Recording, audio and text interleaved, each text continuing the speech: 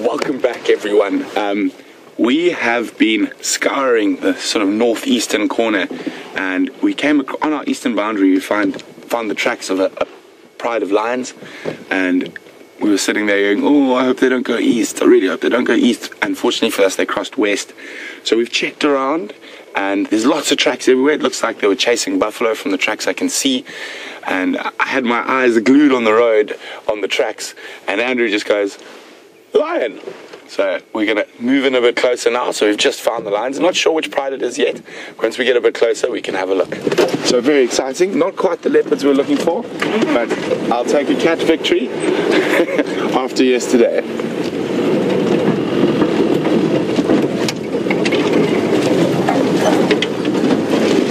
So here they all are.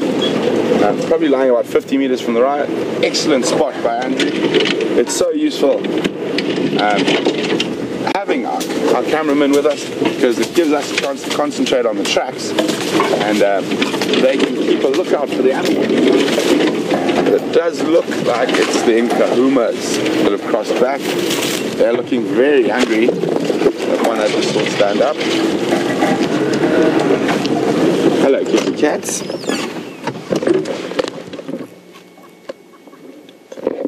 I can see 1, 2, 3, 4, 5, 6, 7, 8. So the full pride's here, and there's the young male. Oh, big yawn. Just going to move the vehicle a little bit more so we can have a look at some grooming. They might move again. I think they've had a busy night from the tracks. All the toing and froing that I could see.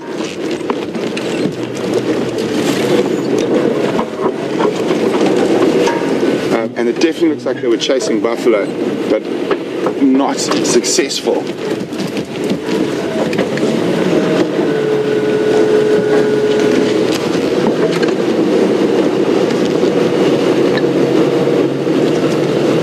So we found the tracks on Cheetah Cut Line, and we saw that they were heading west towards Buffalo's Hook Dam, so we zoomed around to Buffalo's Hook Dam and then came onto Hippo Pools Road, and they're lying up just to the north of Hippo Pools Road, about halfway between Buffalo's Hook Dam and the eastern boundary.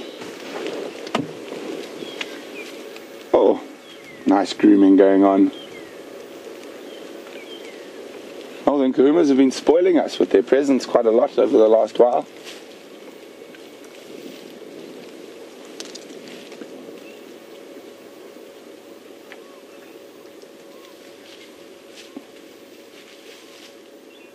A bit of de-fleeing or de-ticking. And you'll see your domestic animals do that, and sometimes they'll even do that to you.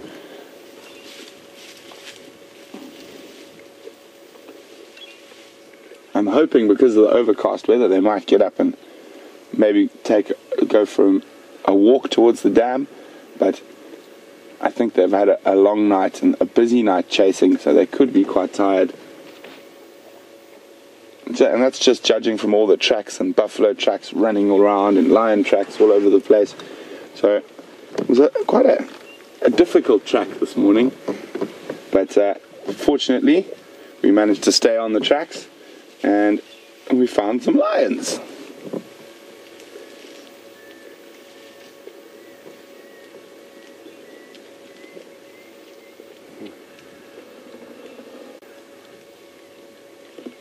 Very nice little bit of grooming going on here.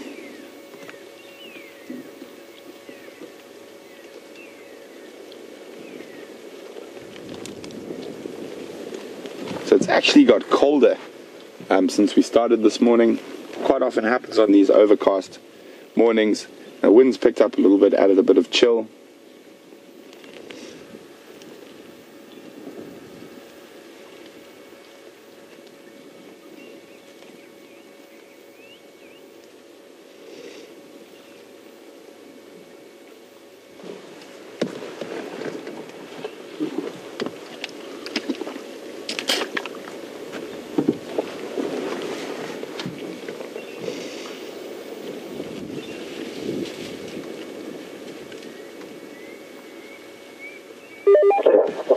Something off. Still feeding on the road. So guys, I'm just going to let the rest of the game drives know that we found them. Where is love, sir? Between I'll also be clearing at the total cut. Right, cool. And then Lamik is at the one born Lamik. When I get a chance to chat on the radio. No. But they are looking quite hungry. Not in dire straits by any means yet, but definitely could eat.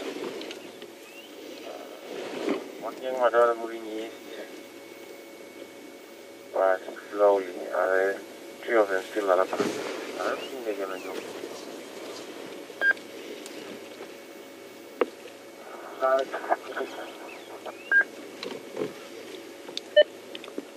Texan coming. Yeah, go. Tex, we've located the Nkuhumas on Hippo Pools Road, halfway between Central Junction and Buffalo's Hook, if you are closer to these Ngala. Okay, copy that, thanks. Maybe I'll come that side.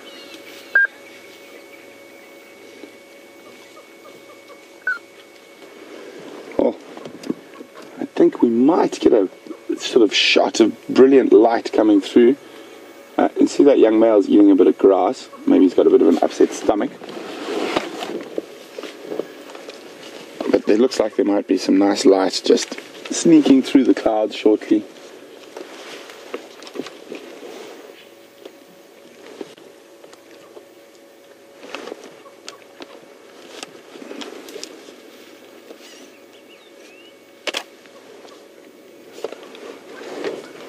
It's amazing how much he's grown even in the few months that I've been here.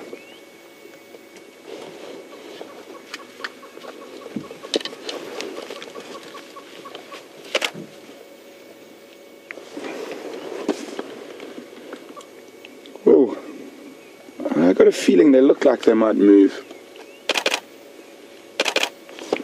So those of you who might be new, you hear that clicking. Don't worry, that's just me taking a few photographs.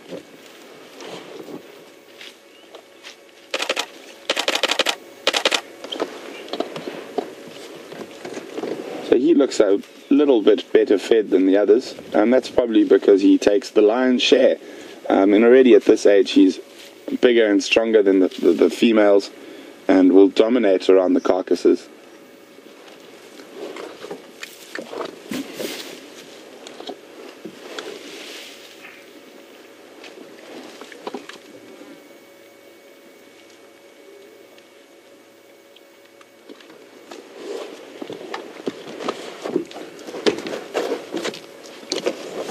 Hi Gene, welcome on the Sunrise Safari and Nkuhuma Sunrise Safari. That is the name. Gene would like to know the name of the pride and how to spell it. It is the Nkuhuma pride, N-K-A-H-U-M-A, Nkuhuma. And I'm going to let the other viewers out there who know this pride quite well tell you exactly what Nkuhuma means, so you guys can send in your answers to me as well. What does Nkuhuma mean? Where did this pride of lions get their name from? And you can do that by emailing us questions at wildearth.tv, or you can use the hashtag Safari Live on Twitter. So for those who might be new, you're on a live African safari with me, and at the moment you are sitting on the back of my game drive vehicle looking at a wonderful, beautiful pride of lions that we were tracking earlier this morning, and we've been lucky enough to find them.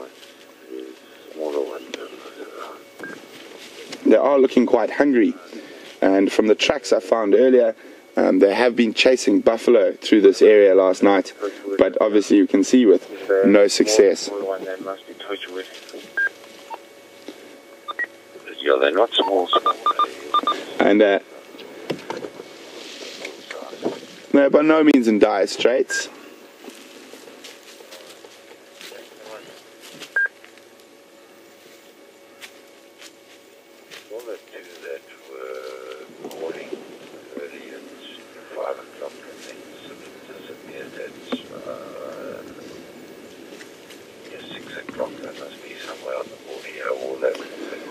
Hi, David from Michigan. Welcome on the Sunrise Safari. David's saying that I mentioned that in the past I've seen some very large prides of lions. 53 was the largest I saw in the Masai Mara. And then I've seen prides around 40 in the Eastern Kruger National Park where I worked. And David would like to know, prides this size, will they bring down one prey or multiple prey species? It completely depends on the prey. It is completely dependent on the prey. So if they catch a giraffe or a buffalo, one will suffice even for a large pride, but not for as long as, say, for a pride this size. But I have seen those large prides will kill even an impala, and 30 lions fighting over one impala is quite a sight.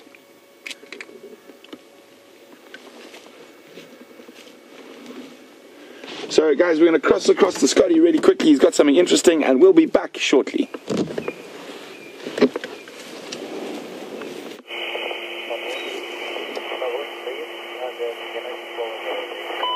Welcome back, everyone. And this is really interesting. There's a tawny eagle. It's a very pale individual, but we're not exactly sure what it's feeding on here. We saw it running around trying to stomp something with its talons, and there may be an insect emerging from the ground there. As you can see, there's also birchall starlings fluttering around nearby. And we just wanted to stop a little bit further away to make sure it doesn't fly off. And let's watch and wait and see what he does here. When I say he, it could well be a she, so let's rather say what it does. Not easy to distinguish male from female. Unless they were sitting next to one another, the females would often be larger than the males.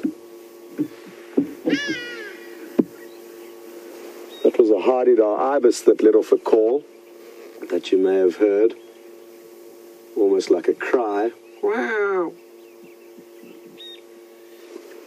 And how awesome is it that Brent found you the lion? I told you that when we don't share anything from Brent, it's good news, and very well done to him and Andrew for tracking down the lion. We've been really lucky with the Nkuhuma pride over the last few days, and let's hope that luck continues. I guess one of the problems with lions is finding them is the one part of the problem that is difficult to solve, which Brent has done very well today. But then getting them to actually do something is the next problem, as they spend so much time sleeping. But at any point while they are asleep, they could either get up and decide to move off and go hunting, especially on a cool day like this, or something could stumble upon them. So, still very good prospects. Now, I can't resist but go a little bit closer and try and see exactly what this tawny eagle's up to. So we're just going to creep forward ever so slightly and see what we can find.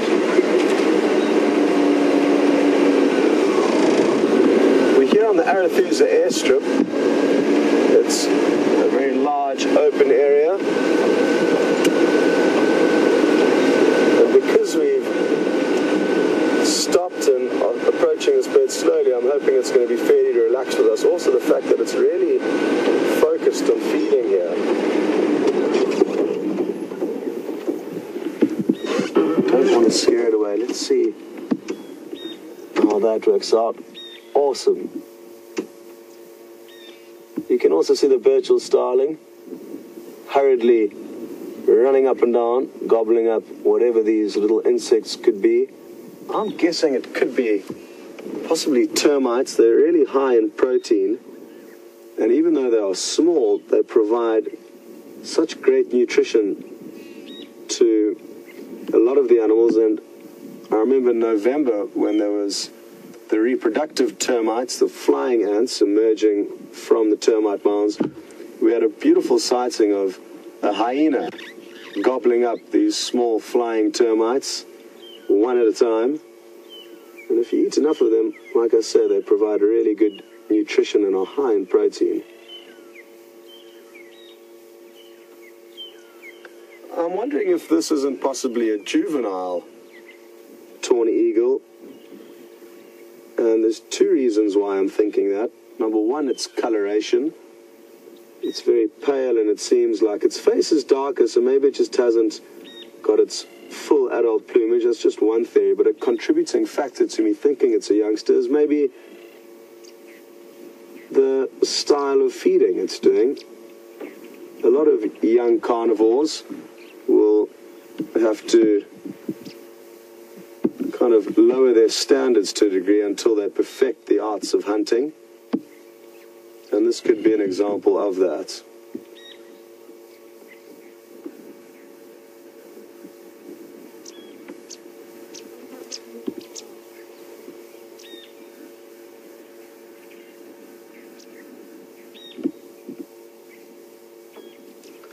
It hasn't done it since you've been with us, but like I said a little bit earlier, he almost ran after something and clamped down with its talons.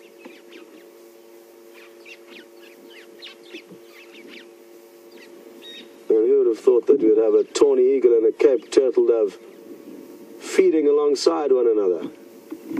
It's a herbivore, the Cape turtle dove, feeding just on the grass seeds, and then this far larger predator, the tawny eagle, feeding just meters away on some small insects I'm almost certain of.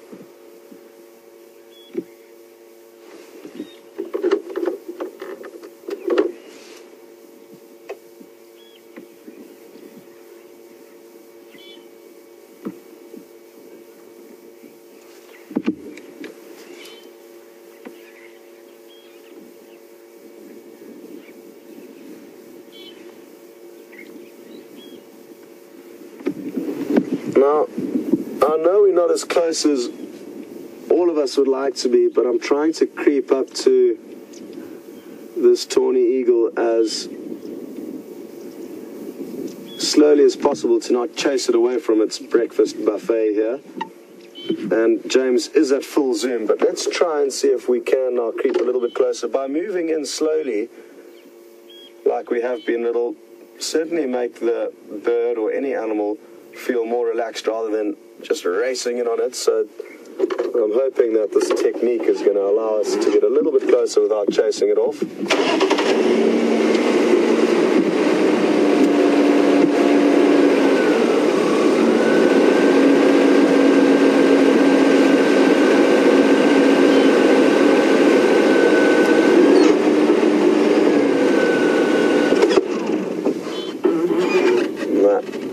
Doesn't seem quite comfortable enough with us to get any closer, so I don't want to force it, but I'm so tempted to get to that area to see what it is that all these birds are feeding on. It's abnormal for insects to be very active at this time of the year. It's mainly summer that we expect large insect movements.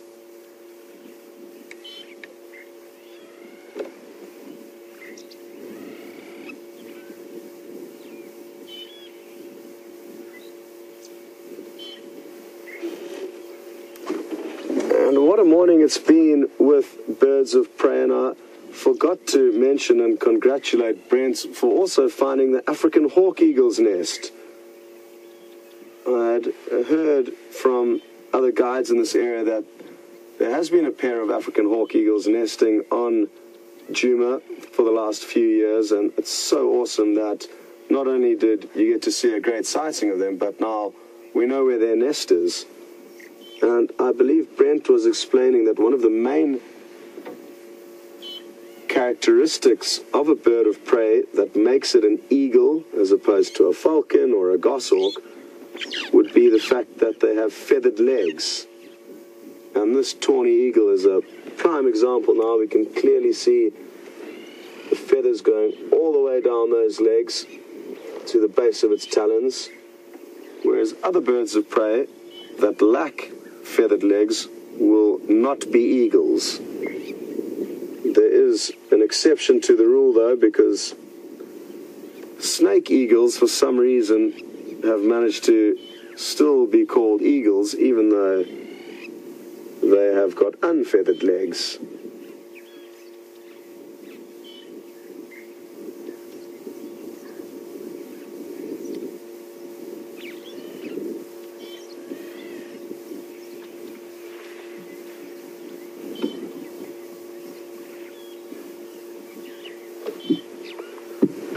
You can see there's a very slight mound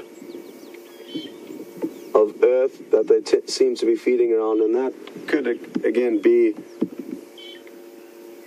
the top end of a termite mound that's slightly protruding. It also seems very well fed on, and it's often the case that the grass that goes on and around termite mounds is more nutritious and palatable than other grass, and that means that they often get grazed very short, and that little patch there does look quite well grazed in comparison to the grass behind the little mound and in front of the little mound.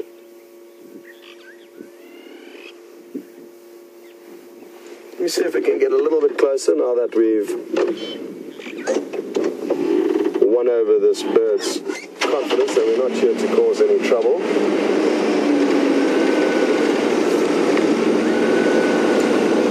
Rather than driving directly towards them, I'm going to try and kind of approach at an oblique angle. Ah, no. Ooh, did it try and catch something there on the way past? Well, look at this. This is awesome. And I am astonished at how well James is doing at filming this. So well done, James. There's the hardy-dar ibis in the background. And I think James has just found himself a new career. That was awesome. Well done, James. Thank you. Apologies to the tawny eagle for chasing it away from its breakfast. But what we're going to do is we're quickly going to go and have a look at what it may have been feeding on, and then drive off, and it can very easily just fly back here. It knows where the food is, and it's not our intentions to have chased it off, but even other animals, and we are essentially part of this ecosystem, will chase various animals as they go about their day. So it does happen. Now, this is where it was.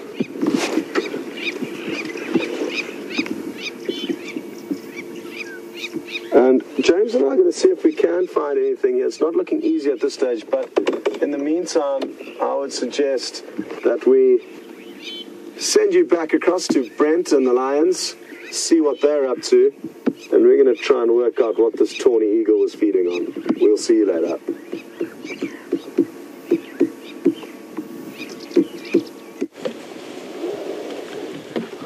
Welcome back, everyone.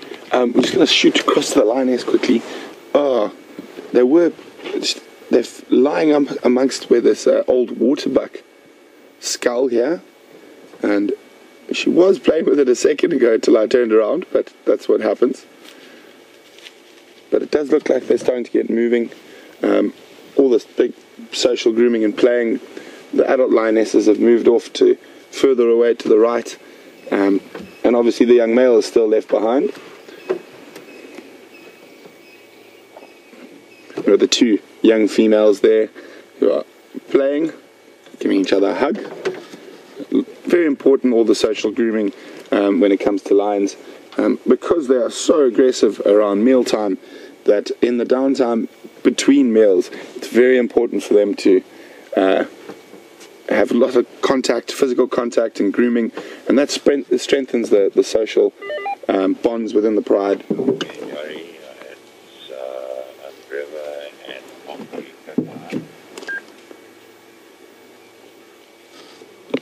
What I'm hoping is that they might get up and start moving towards Buffalo's Hook.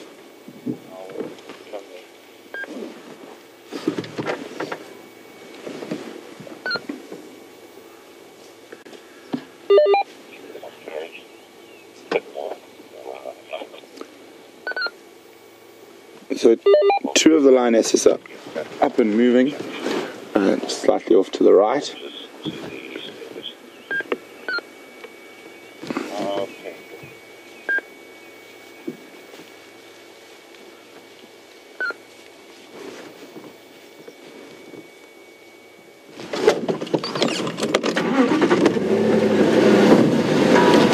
Have a look there. Oh, see if we can get there. I'm going to try and move around. They are moving towards the road, which would make life a little easier for us.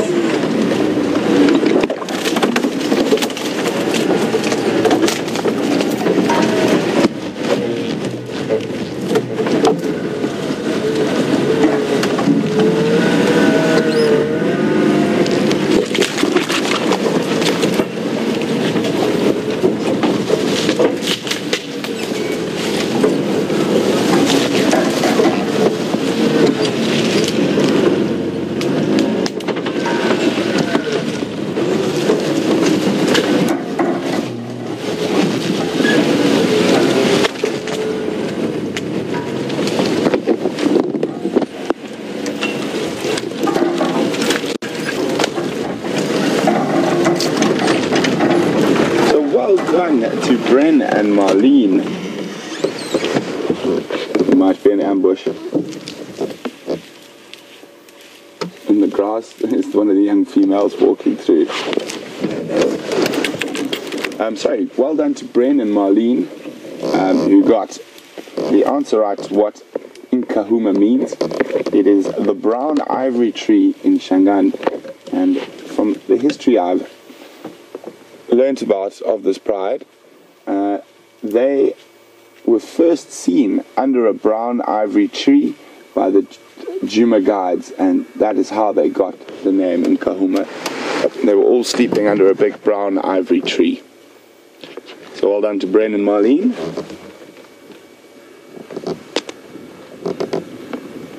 So this is very typical lion behavior. Get up, move a little bit, stretch. Stretch, lie down, listen, get up, move, stretch, lie down, listen. But they are definitely looking like they're going to move. I think what these girls are doing now is actually listening to see if they can hear any possible prey species ahead.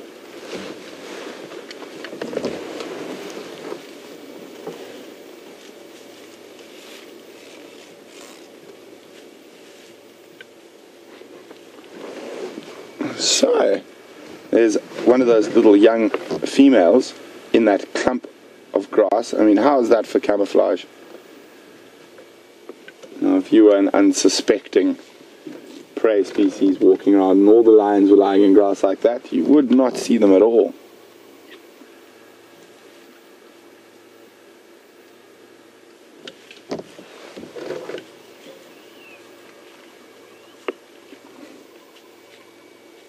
Here comes the young male.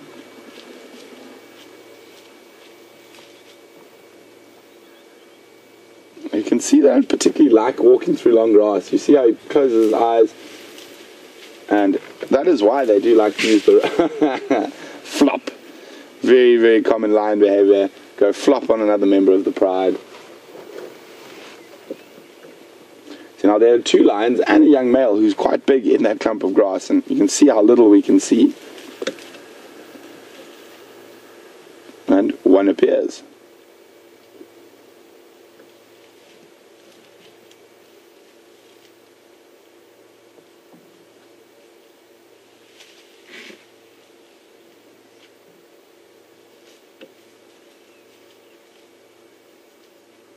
Sorry, John, back to your question about size of prides determining prey selection, and how many animals would a very big pride of lions have to eat. Well, I know that pride I used to follow quite regularly when I worked in the eastern part of the Kruger. Cleaning the claws on a tree, unfortunately behind a grivia bush.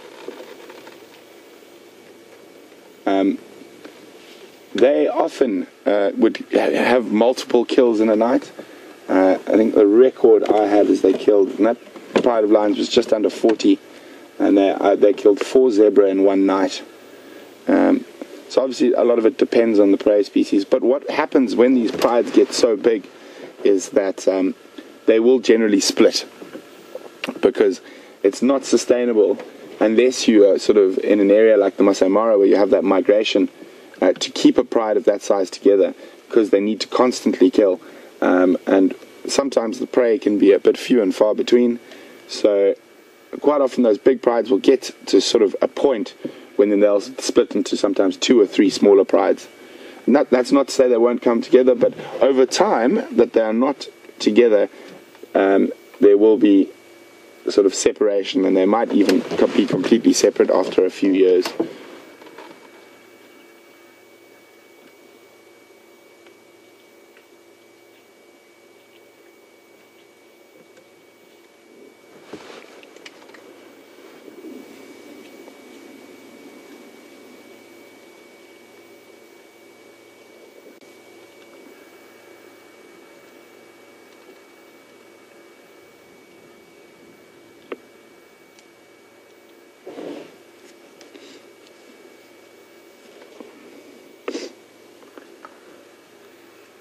Hi Lynn, welcome on a very cloudy and overcast sunrise safari with the Nkuhuma pride. Lynn would like to know, do lions' stomachs growl when they're hungry like ours do? Well Lynn, I have heard them growl, the stomachs growl a couple of times. I don't hear it as often as I would with people, so I'm sure they do growl, but maybe not to the same degree as ours did. It would be quite a hindrance if you were stalking and your stomach was making a lot of noise and giving away your presence. So we're going to cross back to Scotty. We're not going to leave these lines. They are slowly looking like they're getting moving, so we're going to stay here. Hopefully they get a little bit more mobile just now, and we're going to go have a look at what very interesting small creature Scott has got.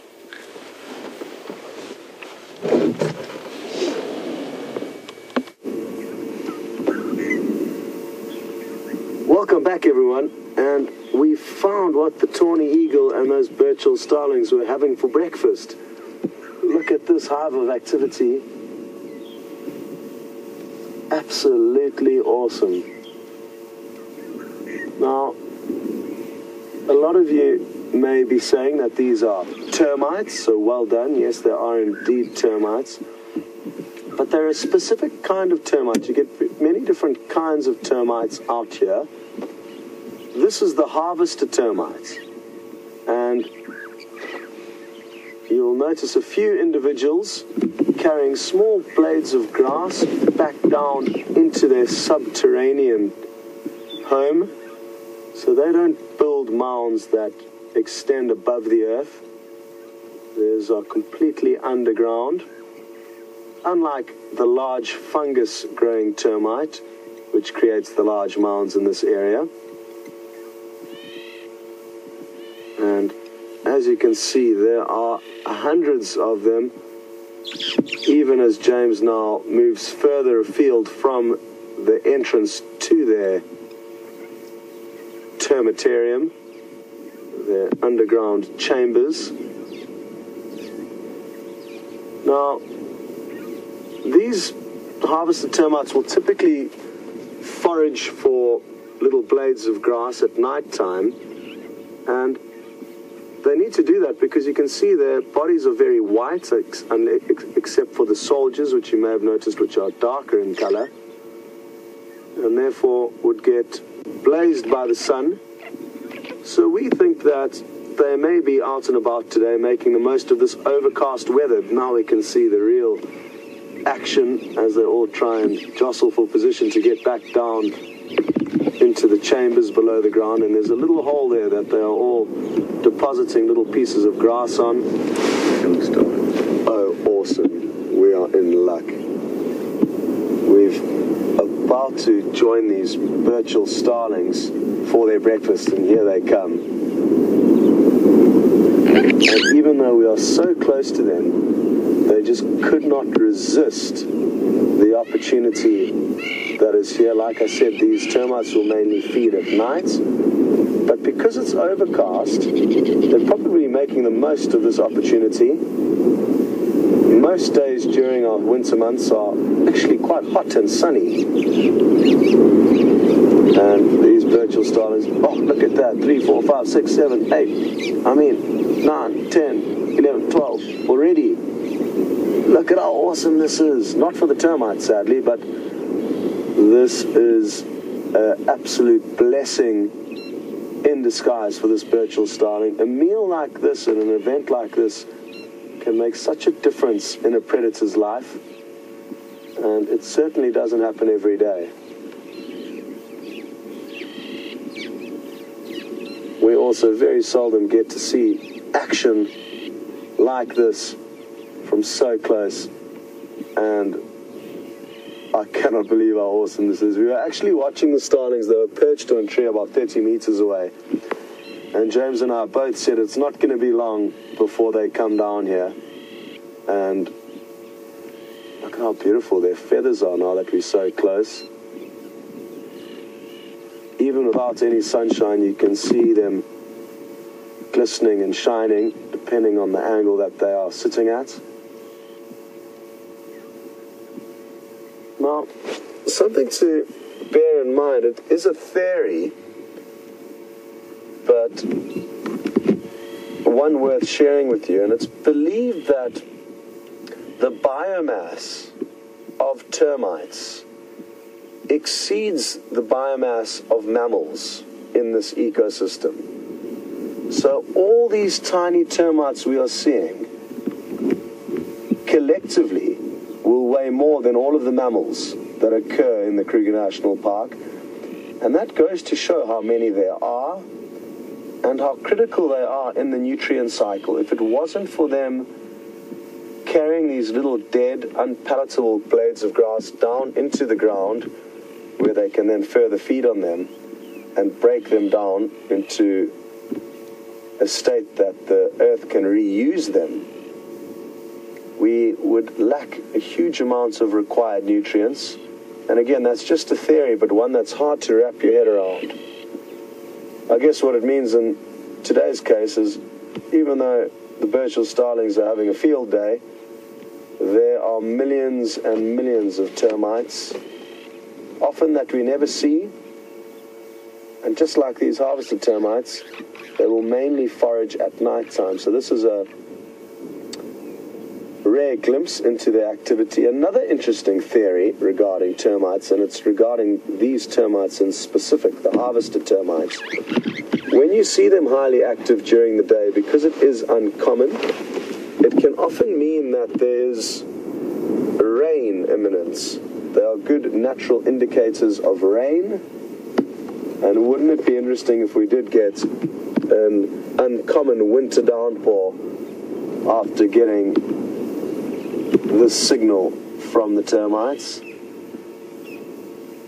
Well, I wonder if they've all disappeared after that brutal attack from the virtual starlings. I think they could have decided against,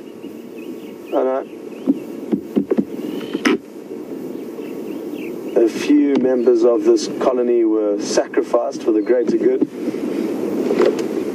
and the rest of them are still hard at work.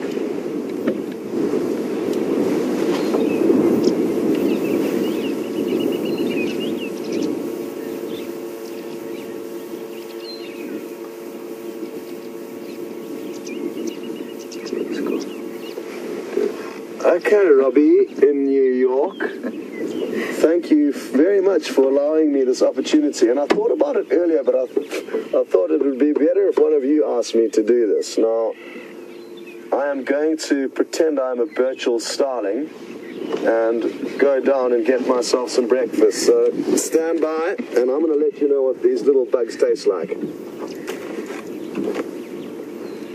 Yeah, good tawny eagle, Rob.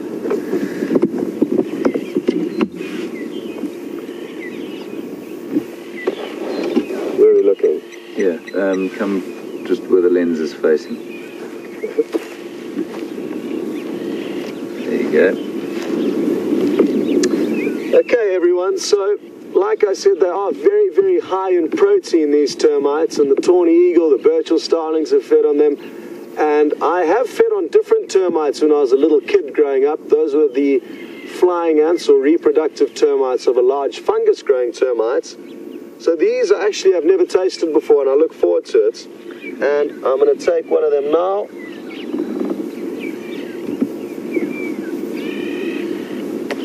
And I guess you could say this is research in a way, and there are lots of them. And I'm sure the Burchell starlings won't mind if I just have this one individual. So, here goes.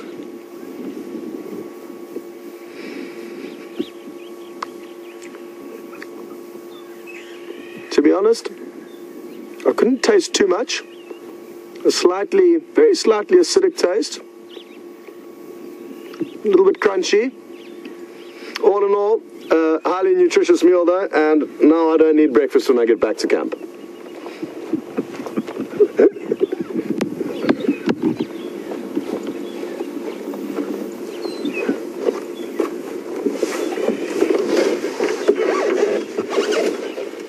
Now, if we think about how useful these animals are in terms of the evolution of humans, it is believed that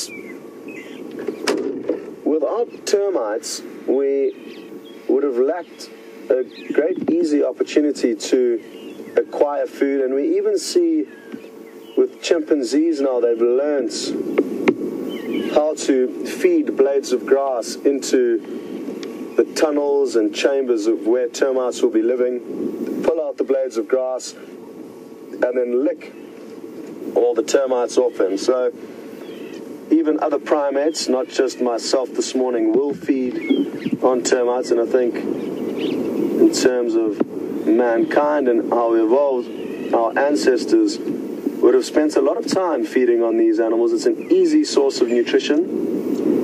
And as you can see, there's so many of them. So the quantity overrides that tiny size of theirs, and you can actually get a very decent meal in a short space of time here. But I do feel that we are hogging this breakfast buffet, and we have potentially overstayed our welcome. So the harvested termites sadly are going to lack now the protection that we've been providing them for the last few minutes, even though it wasn't completely Burchell starling proof.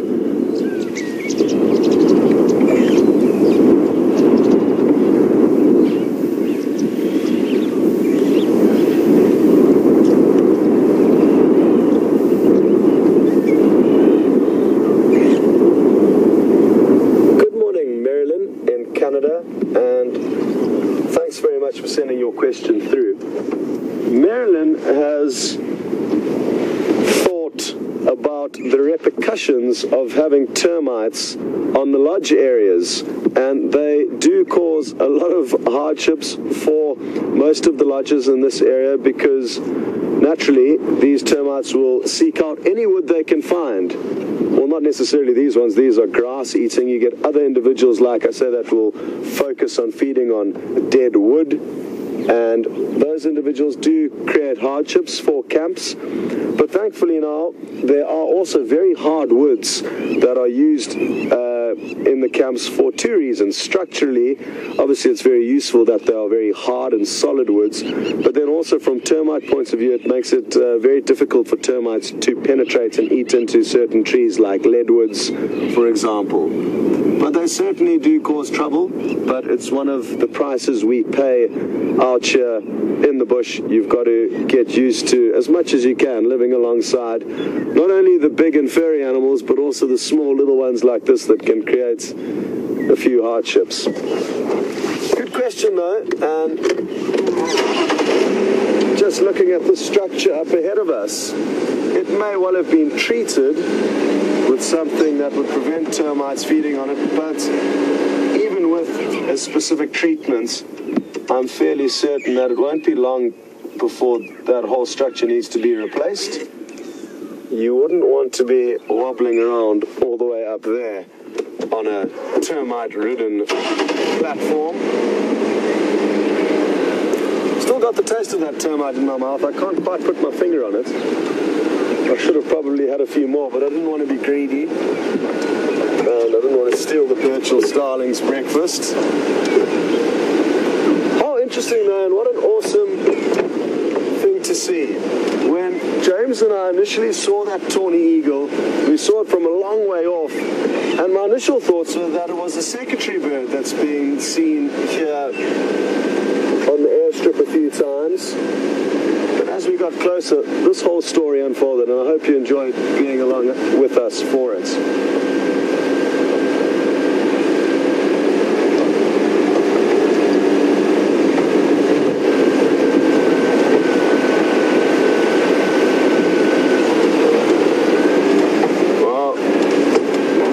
Conversation on Twitter, and you're all very right, is that how rude of me not to get James a little termite to feed on there. And to be honest, the reason why is, for some reason I felt bad stealing the animals' food. We've got a fridge full of food back at home, and anyway, sorry James about not incorporating you. Yeah, I'm not hungry. Yeah,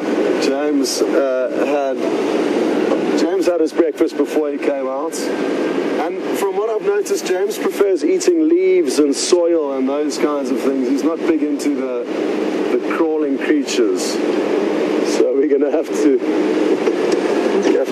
find him some leaves to feed on. But while I've been telling him that he likes feeding on leaves, he's been telling me that he's found some leopard tracks, and how awesome. He was leaning over the side of the car and has spotted some leopard tracks. So I am going to jump out. It's going to be very difficult for you to see them, but I'm going to attempt it. So just let me reposition the vehicle. Or even better, I think there might be a spot just up ahead here. Yeah, there's a decent one just up ahead here. That should work. And if James just...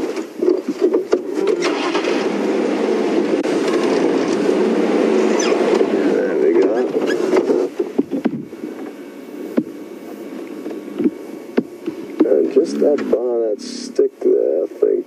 Where's the track? Up a little bit. Yeah. Yeah. So it's very difficult to see, but you can notice a very slight pad mark in the sand.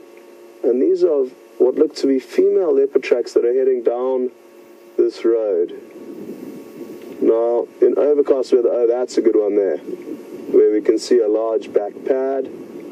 But again, in these conditions, when it's overcast, it's very difficult to see tracks, but they do continue down this road in the direction we're going in. So well done, James. And judging by the location that we're in, as well as the size of these tracks, they could well be the tracks of shadow. And as we carry on down this road, we'll check very carefully to see if the cub is here, but it sounds like Brent's got some good action over with him. So while we work this out, enjoy the lion. We'll catch up with you later.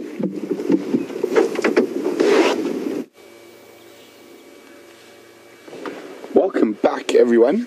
Here you've been having fun with Scott, getting his morning protein intake. I would have definitely enjoyed watching that. We're still with the Nkuhumas. They've got up, moved a little bit, got up, moved a little bit, then they've all laid down again. Haven't moved very far, maybe about 20 meters.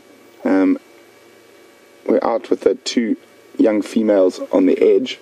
The rest are sort of in a pile to the left of us. We'll move around now, but just wait, Andrew, go back to this one.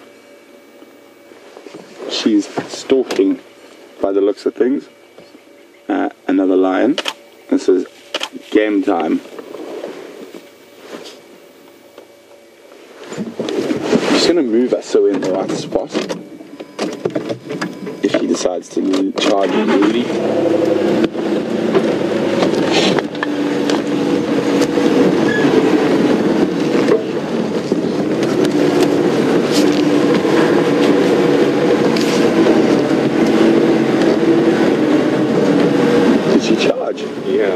while I was trying to get around. There's a tree right behind us. Thank you for that, Andrew. That could have been quite bad. Ooh, and it's quite a big one. I don't think we would have won that battle. There we go. That is the tree I nearly reversed into.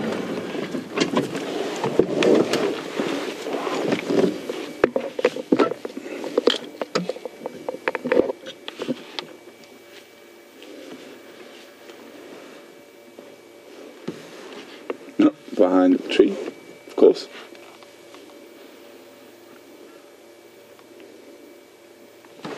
Lazy lions, I think they did have a very busy night, and that's just judging from the tracks. If you guys have just joined us, you were sitting on the back of my safari vehicle in the Sabi Sands, South Africa, at Djuma Private Game Reserve, and we are watching a lion pride live.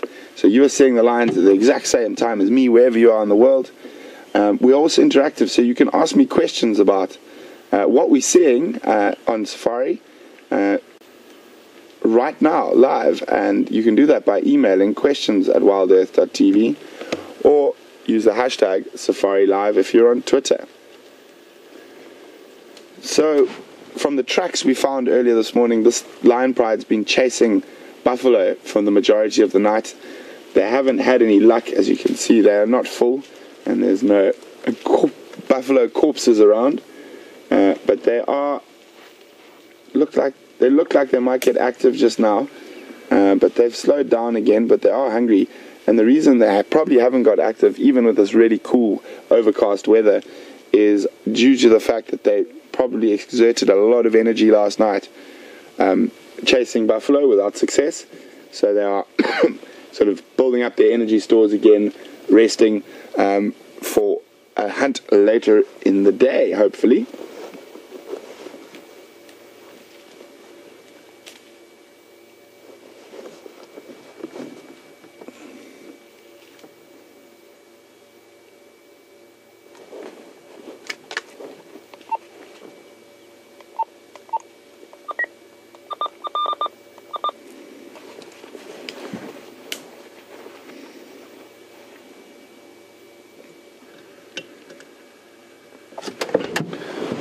Hi Russell, welcome on the Sunrise Safari.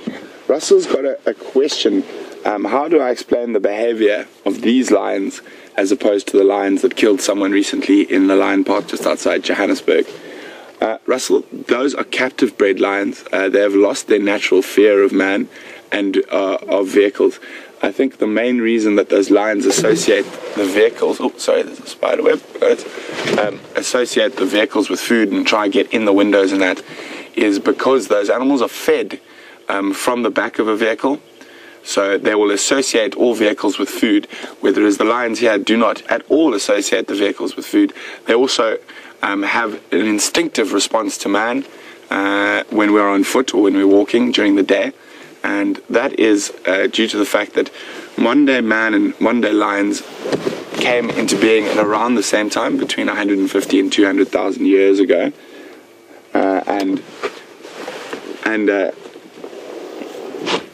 The reason for this is that we were direct competitors.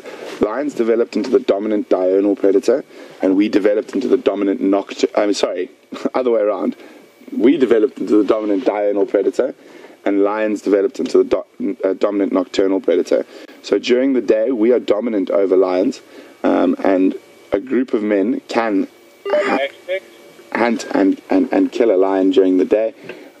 And we are one of the only animals that is able to operate at full function during the heat of the day, where lions are not able to. And that's an evolutionary adaptation, so we don't compete at the same times, even though we might be competing for similar resources.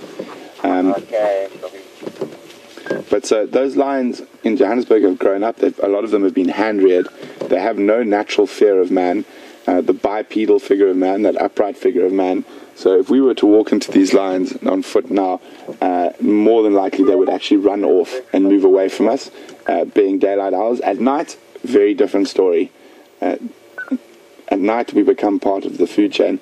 And one of the reasons we try to we head home when it gets dark. It's actually an instinctual response from when we used to live on African savannas, and we knew when it got dark, it got dangerous, and we needed to get to a place of safety. Where there's those lions at the lion park, they have learnt to associate vehicles with food. They are fed from vehicles, and that is possibly why they take far more interest in the vehicles, and they have learnt that there's actually food inside those vehicles. It is a very different place and industry to where we are now. These are wild, free roaming lions. Those lions are kept in pens of about a couple of hectares that, in terms of natural, also the natural amount of lions is very high in those areas. You can have 30, 40 lions in a very small area, and they're fed by vehicles. Whereas here, these are free roaming lions. They don't associate the vehicles with food, and they have never been fed, so they have to hunt for their own animals, where those other lions have all been fed their whole lives. That's not to say a lion doesn't know how to make a kill. A lot of the skills that are needed to make a kill are instinctive in a lion, and one way to make a captive lion hunt is if you take it out of its captivity and you leave it in the bush for long enough, it'll get hungry and it will catch something. So a lot of that stuff's instinctive. So you've got high pressure for food in those areas because there's a lot of lions in a very small area. They're fed from vehicles. The lions have lost their natural fear of man. And with our vehicles here, but if we drive carefully and considerately like we do, the lions don't actually associate the vehicles with people.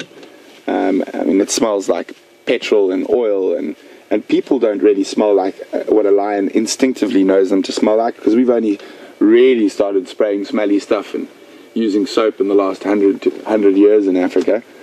So we don't smell like people. We smell like deodorant and soap and washing powder, and the vehicles smell like petrol, and that, all which are very inorganic smells to an animal like a lion. If you stand up on a vehicle, a lot of people say it's changing the outline. It's not. All of a sudden they recognize that bipedal figure, because you're breaking the shape, and there is that bipedal figure, which is a predator. And the reason they act badly when you stand up near them, they either run away or become aggressive, is because they recognize that there's another predator close by, and very close to them. So that can make them act negatively. Whether those lions in the lion park have absolutely no, that's sort of been trained out of them from cubs. They don't know that man is supposed to be dangerous anymore. I know it was a bit long-winded there, Russell, but I hope that sort of clarified some of what you were asking.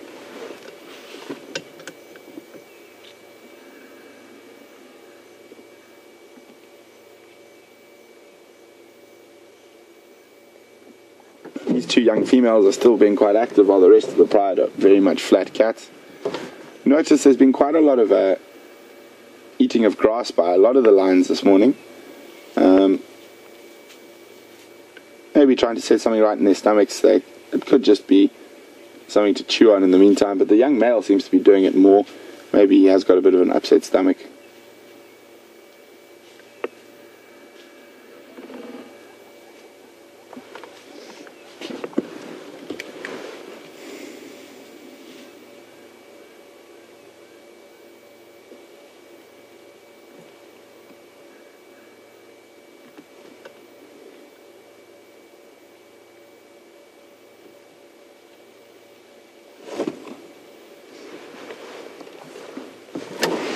We're just going to move around to get a better view of the other lion. And in the meantime, we've got a question from Sharon in Ohio.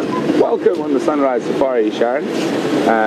Sharon would like to know, do we know who the father of the young male is? I'm actually going to try and get a view of the young male while we're going to talk about him. I think it's more appropriate.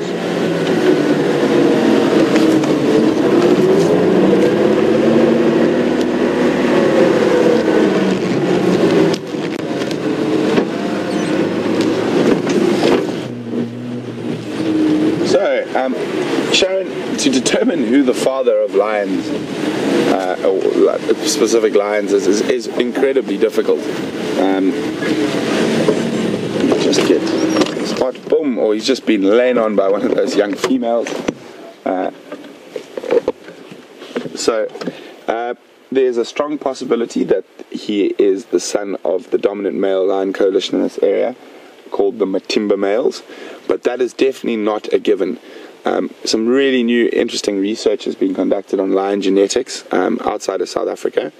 I'm not sure if they've done any in this area yet, but it turned out that 48% of the lion cubs born to a pride were not born from the dominant male coalition in the area. They were bred by nomadic males that sort of sneak in, will mate with a female in estrus and then disappear. Obviously that's quite a good thing in terms of lion things, in terms of genetics. It keeps a nice open genetic system, and that really only works that in areas like this where they're open and the lions are free to move between different areas. Lions are able to inbreed up to 6 generations without too many adverse effects, but obviously it's not ideal. It's much better to have a bigger genetic variety. But it's, so as I said, very difficult to say who exactly the male is sired by, but it is possible that it is the main coalition, the Matimba males, that have done it, or it could have been a sneaky visitor on the nomadic lion moving through and taking advantage of a lapse in concentration by the dominant coalition.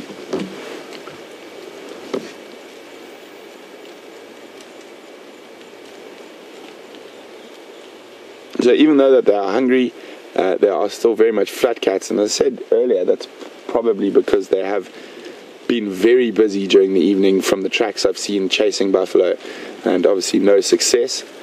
But it does bode well for us later in the day that they might start hunting. They might even hunt during the day in this cold, overcast weather. But hopefully they'll be good lions and wait for us to get here at 3 o'clock Central African time this afternoon for the sunset safari. Oh, stretch.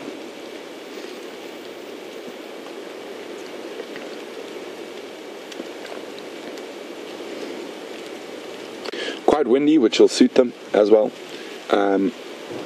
It'll help mask any noises while they're moving.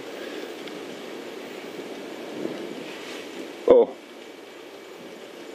pesky branch. And obviously there still is a chance they might move this morning, but it's looking less and less likely.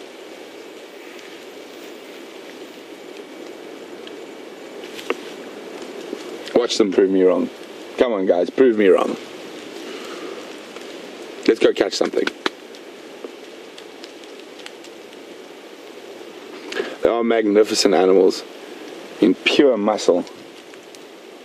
And if you look at that muscle, you can almost see the build-up of latent energy that's there waiting to sort of be released in an explosion of power and speed.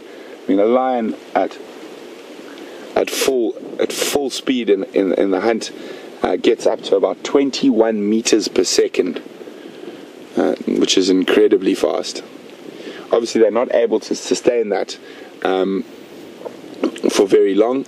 They are designed for sort of very big, short bursts of speed and energy expenditure, and then they have to rest. So that's what we're seeing now at the moment, the rest period. And lions, on average, will sleep for about 20 hours a day, with only 4 hours of activity. And out of that 4 hours, you'll probably find only maybe 15 or 20 minutes of real bursts of activity and energy use, unless they are feeding and fighting over a carcass.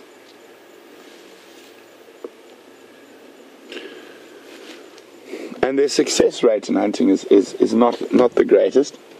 It's around, depending on the area, can be as low as sort of 12 to 15%, but normally around 20%. So only 2 out of 10 hunting attempts are successful on average, and it also depends on the area. But if they were too successful, they would eat everything and there wouldn't be anything for them to eat and they would wipe themselves out.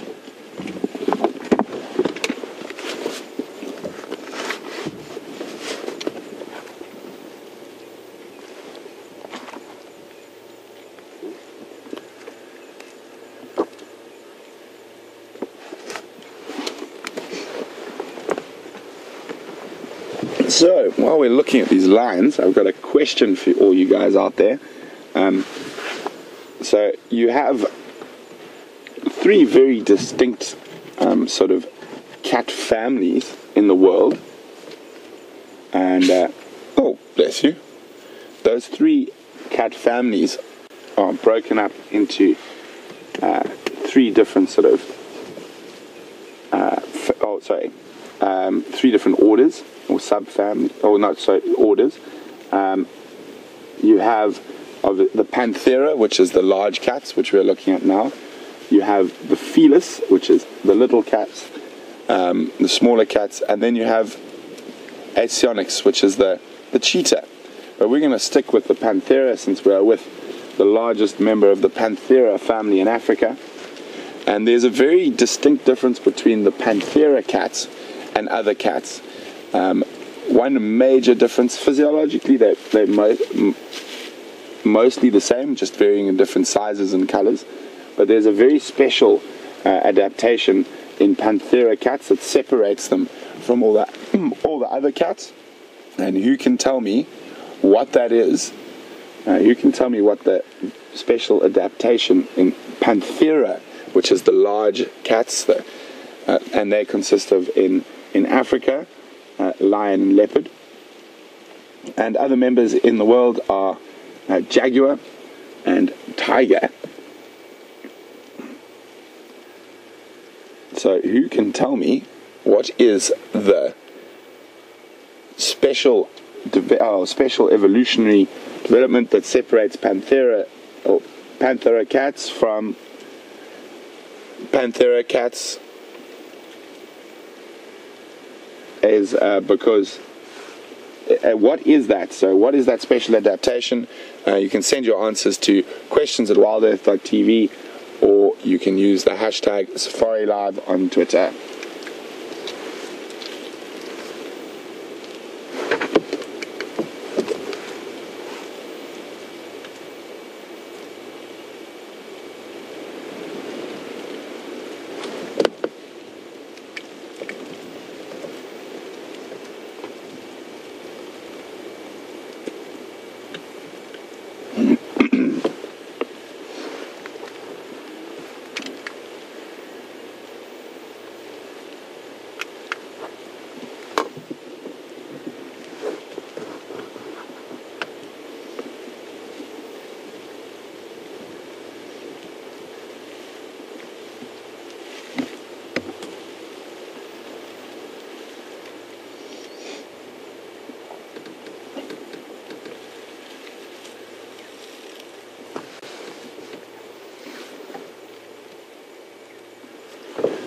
Hi, Ron.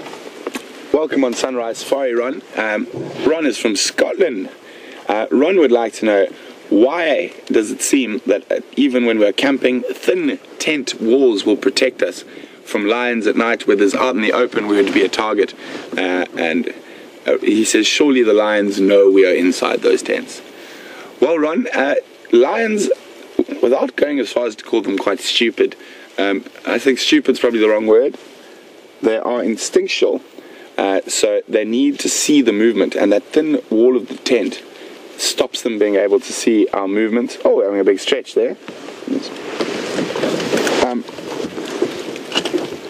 So, Ron, the reason for that is that, I mean, I was fortunate enough to work on a production with a guy by the name of Kevin Richardson, where we were working with some universities from the States, and doing tests on animal responses and whatnot, specifically with lions and hyenas. And we put cardboard cutouts of impala and warthog, kudu and buffalo out and took lions. Obviously, we're very lucky working with a guy like Kevin. He has an amazing bond with the animals he's got. And we put these cardboard cutouts there, and we took the lions there, and the lions reacted exactly like that 2D frame was a live animal, and they would run and smash the cardboard and then sort of go, oh, where'd it go? Once it was flat on the ground, they couldn't see it anymore. They could not understand that that wasn't a real animal and it was in 2 dimensions. And so I think the wall of the tent, it just stops them being able to see you. So that is the thing, and they can't see the movement. And being a very instinctual animal, relying a lot on movement and stuff to trigger those hunting responses, once we are behind the walls of a tent and they cannot see us, makes it much safer. Remember, their eyes don't work quite the same way as ours do as well.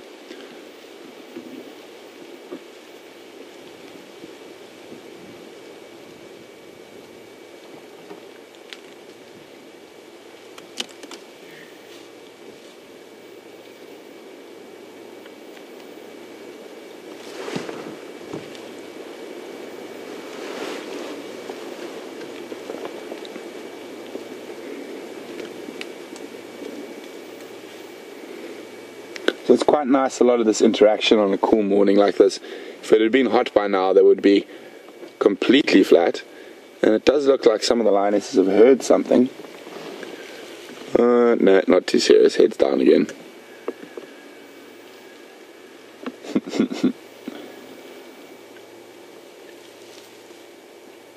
Smack you on the nose.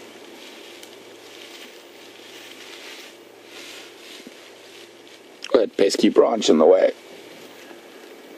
Bite it.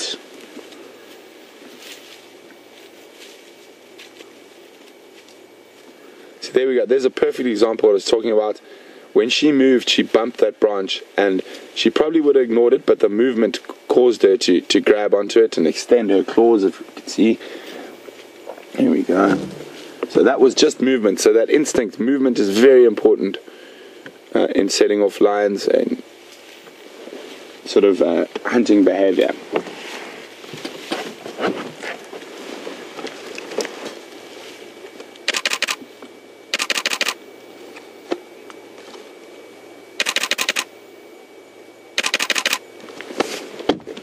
Funny cat.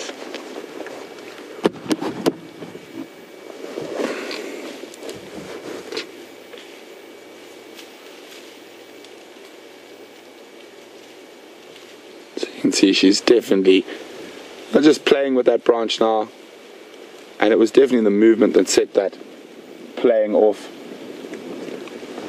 I'm still hoping that they move a little bit more today, and hopefully make their way down towards the Buffelshoek waterhole, where there's possibly something for them to snack on.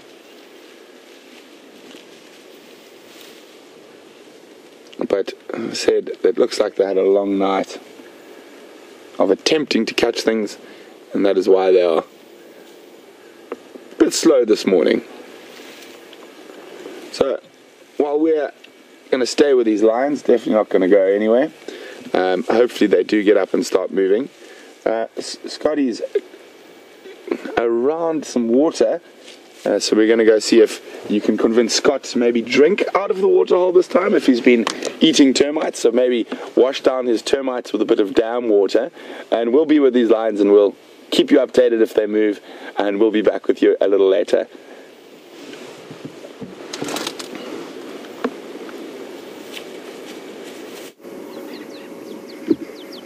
Welcome back, everyone. And sadly, the leopard tracks that we were following crossed south out of Arathusa, so we could no longer follow them. But here we are at the Arathusa Dam, and as James is showing you, there's a pod of hippos, and really great, the youngster that you can kind of see to the right of the large one is fairly well exposed, and a few oxpeckers have just landed on that youngster's back. And even though there's not much you can see, that whole body is almost the size of the head excuse me, of the large hippo to its left, so a good difference in size there, and it's a really wonderful setting here. It's one of the largest dams, I think it's fair to say it is the largest dam that we have access to, and it's home to hippo, a variety of birds. I'm not sure where all the birds are hiding, but they'll be around here somewhere. The oxpeckers, the birds in the back of the hippos, are looking for any parasites that they can find. Oh, and that young hippo is not happy with that idea, so it appears to be trying to buck and bronco until they come off, or it may just be getting comfortable again. Great to hear that the lions have been interacting for you, and always great to watch the interesting dynamics within a pride of lion, especially when they're a little bit playful. So really happy that you've been getting spoilt with some great views. I hear Brent suggested I should wash down the termite I ate earlier with some of this Arathusa waterhole water, and thanks for that kind suggestion, Brent, but I'm going to pass. It wouldn't be a wise idea to drink this water. I would much rather have a whole handful of termites than even a small cup of the water from this dam. Well, let's continue, and again, a pity the leopard tracks crossed out. On second analysis, we both worked out, James and myself, that they weren't in fact female leopard tracks. I'd got a bit ahead of myself there, and they were actually young male leopard tracks, and who knows whether it was quarantine or Nkuhuma, possibly either of those two. Now, James has just swiveled the camera, and now we are looking below the dam wall, and there's a family of Inyala going about their morning business. It's great now that we can see a male, a young male and a female in the same shots, as the males do become darker than the females as they get older, but when they're born they'll have that same orange colored coat. But he's still a youngster. There we go, there's a good comparison again. I haven't heard any updates on the radio, but that's not to say that there's not animals floating about. We just need to find them, and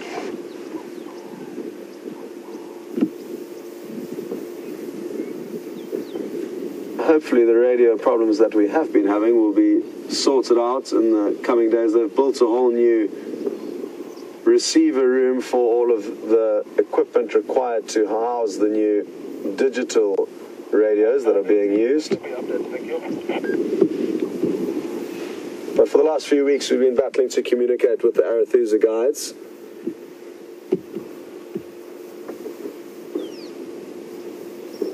Now it's interesting what we're seeing here, because even though Inyala are typically browsers that feed on leaves, they will also feed on grass at tougher times of the year, and as the winter does become drier we will notice that both the Inyala and the kudu will potentially start feeding on more grass, but they do prefer leaves.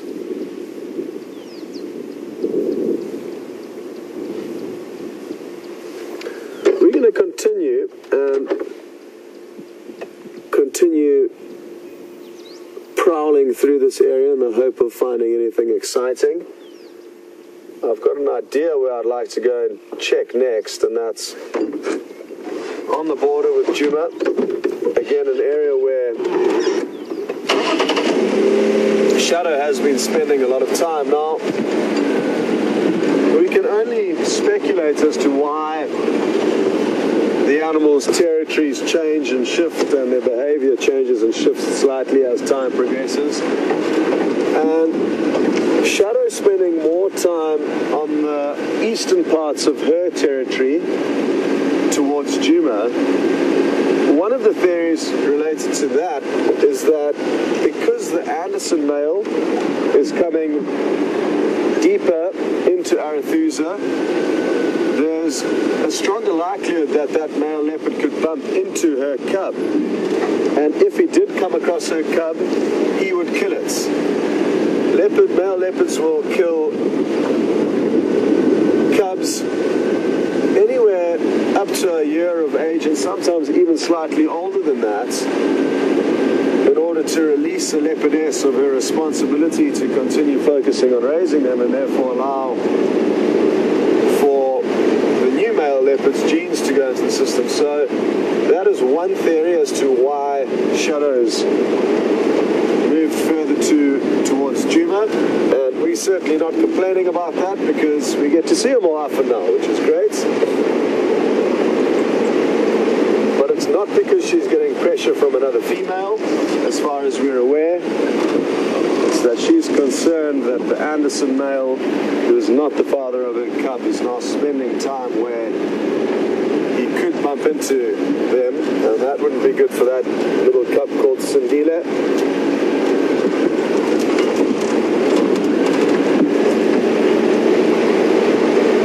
I saw incredible footage of a leopard that I used to view, probably the leopard that I've seen more than any other leopard in my life. And she was called the Ravenscourt female, who lived to the south of the Sabi Sands.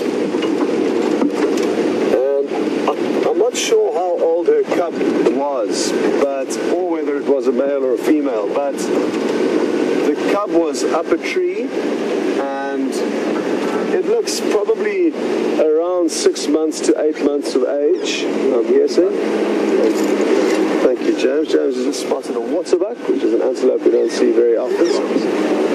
Just going to stop over here.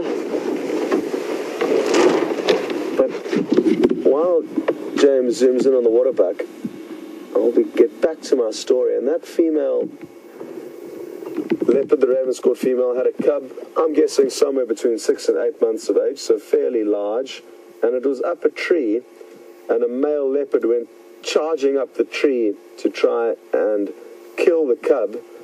The Ravenscourt female caught wind of this, and she was up the tree in a second and started fighting with the male that was trying to kill her cub, and the male collapsed, or they both fell down from the tree, and in one bite he bit her and killed her. So it's dangerous business even for the mothers. And that could well be, again, why Shadow is avoiding the Anderson male for now. When her cub is mature, in about another 8 months or so, or possibly longer, and she no longer needs to look after him, her thoughts about the Anderson male could change, and she could become very interested in mating with him. But for now, I think it makes most sense for her to avoid that area, especially with the cub around.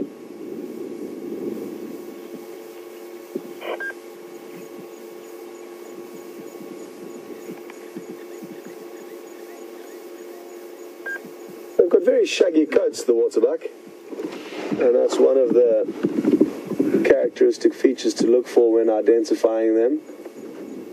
They've also got very heart-shaped nostrils. Not very easy to see from this distance, but if she faces us head-on again, there we go. You'll notice they've got very heart-shaped nostrils.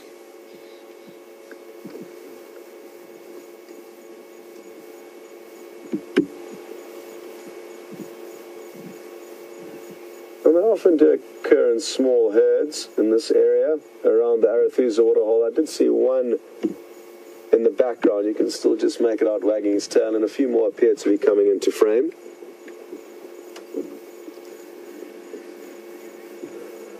Well, great news, folks. This Waterbuck isn't moving, but the animals that Brent is with are.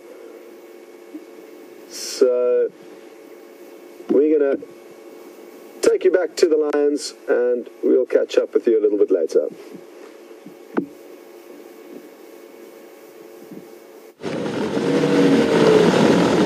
Alright guys, it looks like the lines are on the move. There is Waterbuck waterhole, it's just below here. I'm just going to scoot along the road a little bit. Hopefully there's something there. And it is possible they could do what they did earlier and just walk for 40 meters and flop down again. And there we go. There's a procession of big cats all in a row. I'm just going to zoom up ahead. See if they keep walking and then stop.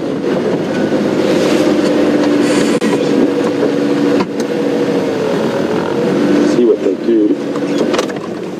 I think they're going to keep moving. One lioness is laid down already. There's a good chance there could be buffalo bulls on this crest. And this is the area where I had all the tracks of them chasing buffalo.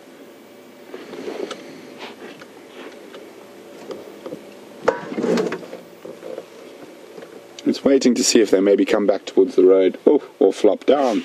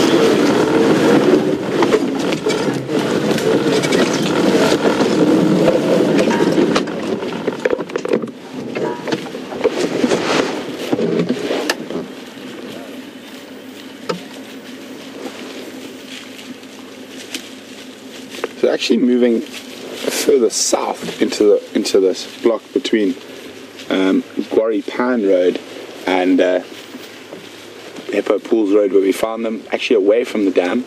Maybe they know something we don't. Maybe this is the area that they were chasing buffalo in last night. As you can see, they take almost no notice of the car, and this lioness is less than 5 feet from the tip of the car and completely ignoring us. There you go, just walked right past me here. Isn't it great to be able to spend time with Africa's big cats like this? We're very, very special and privileged, and so wonderful to have you guys on the back of the vehicle with us.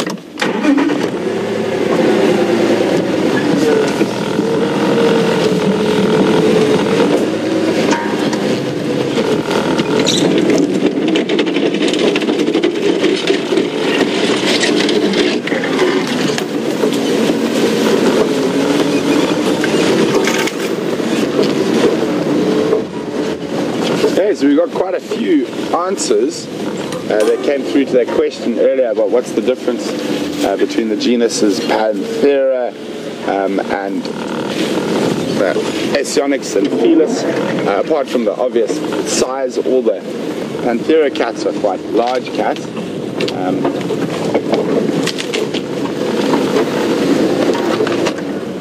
But the main difference, and I'll get a few names in now, and there's quite a few of you who are on the right track is that cats, the large cats, the Panthera genus cats, are able to roar. And this is due to have a modified hyoid bone in their larynx, and this enables them to roar. So basically, the bone in smaller cats and in cheetah is ossified. It's a solid bone, whereas in lions and leopards, it is it's remained cartilage. It's remained cartilage, and it can vibrate. So that is how they are able to produce that roar. So very interesting. Well done, guys. I'm just waiting for a few names, and if the lions stop moving again just now, I'll actually show you a diagram of the difference between the Panthera's hyoid apparatus and a normal cat or cheetah's. Where's that other lion? Let's go. There she is.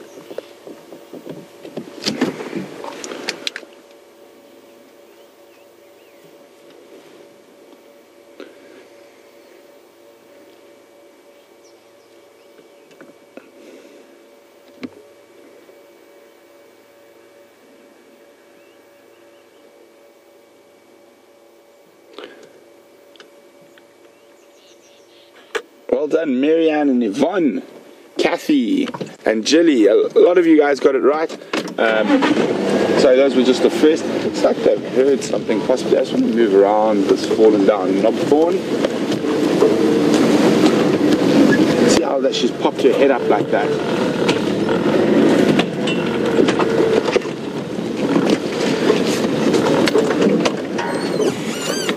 Definitely heard something. Very sphinx-like pose there.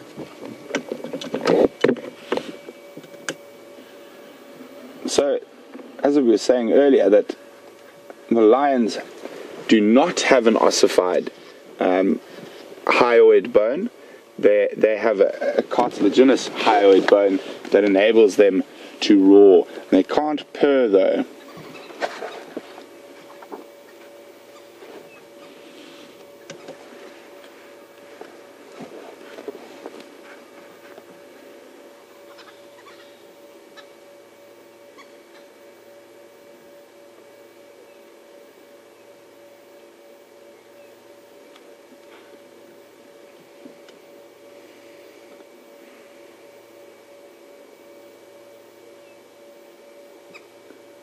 No,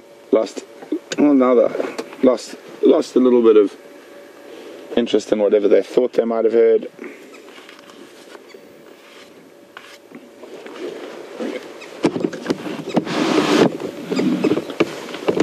So we're discussing the hyoidian apparatus, the hyoid bone in cats.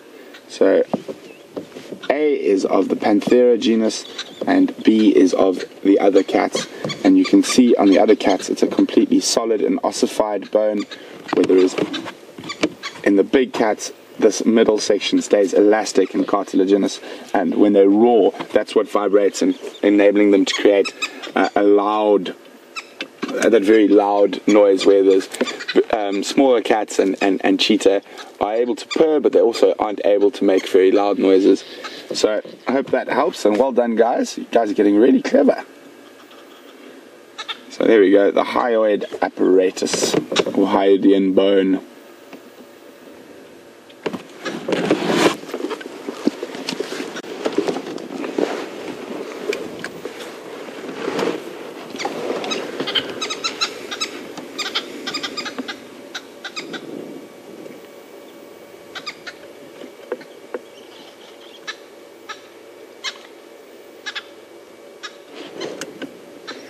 Hi, John in Gardena. John's saying it's not entirely true about Panthera, as the snow leopard cannot roar.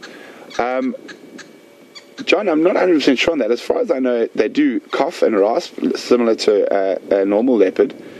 I've heard audio from a friend of mine who was filming them, of them calling. It did sound very much like a roar to me. I could be wrong. But as far as I know, snow leopards do also have a rasping call similar to that of other leopards. But I will definitely double check, or you guys can actually double check for me. you have access to the interweb, as VM calls it. And you can see this lioness is now probably less than 2 feet from Andrew. It's very scary. Andrew says it's very scary, but he's a bit soft. But maybe you guys can check on that snow leopard, how their hyoid apparatus or hyoidian apparatus functions, and you can send whatever you can find to me via email to questions@wildearth.tv, or use the hashtag Safari Live on Twitter.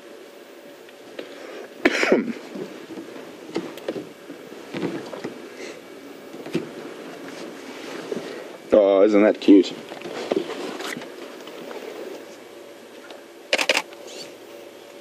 That is a very comfortable looking lioness resting on that young male's back.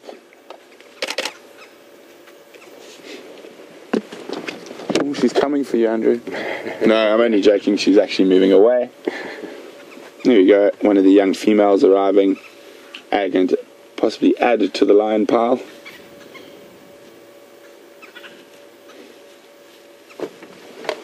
Now maybe this one's definitely got the eye for you, Andrew. There we go.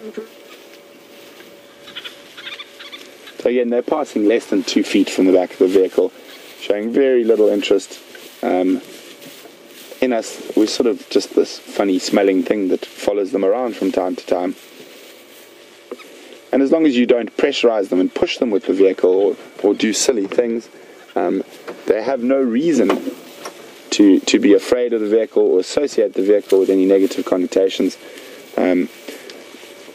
It's difficult to be 100% sure, but I've heard a very good reason for this, and that is due to the fact that a vehicle's only been around for just over 100 years, so they don't actually have an instinctive response to a vehicle like they do that upright figure of man. But obviously those captive animals we were speaking about earlier have learnt behavior, where they have learnt that the vehicles hold food, and that's because they are fed off the back of vehicles.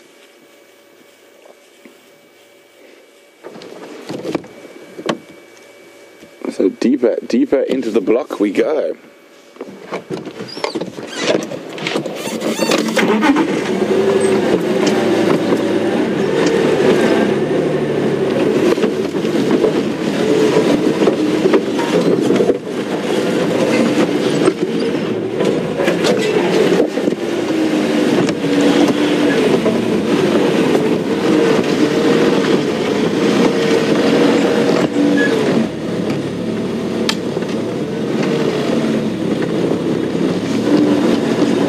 Here come the two stragglers at the back. With us, we're a straggler, straggling behind the lions.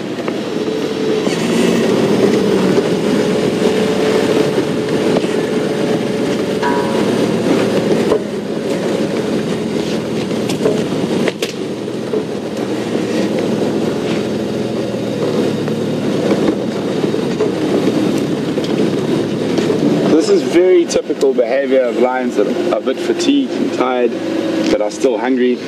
Move a little bit, rest a little bit. Move a little bit, rest a little bit.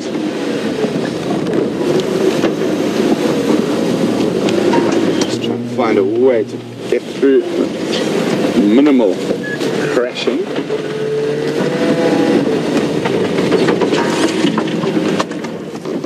The stragglers are holding us up here.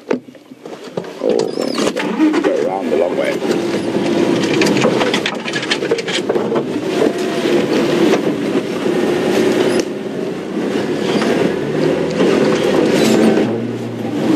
It looks like they're climbing a termite mound down there. I just want to try and get into a good spot to see them.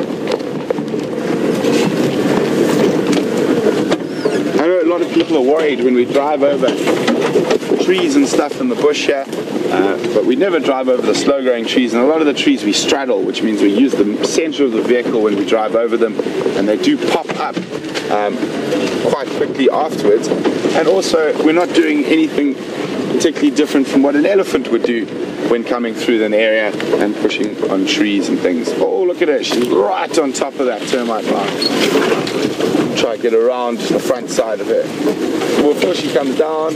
Oh.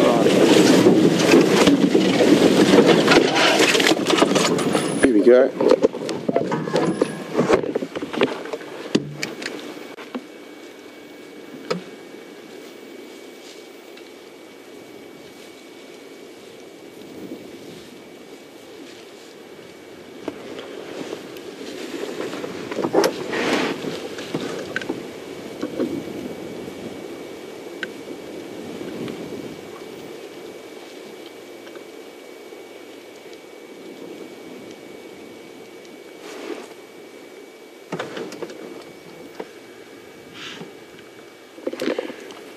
So at the moment, we are in the block between Hippo Pools Road and Quarry Pan Road. Probably as the crow flies about 700 meters to the east of Buffelshoek Dam. The general direction is towards the junction of Quarry Pan and Inyala Road North. But I'm the only vehicle here, so we're being very spoilt. Maybe it'd be nice to have some company.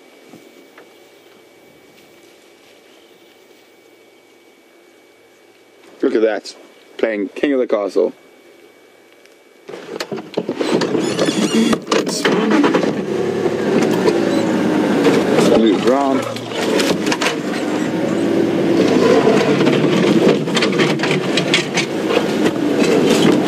Trying to get comfortable on top of the termite mound, but there's quite a lot of uncomfortable bumps up there.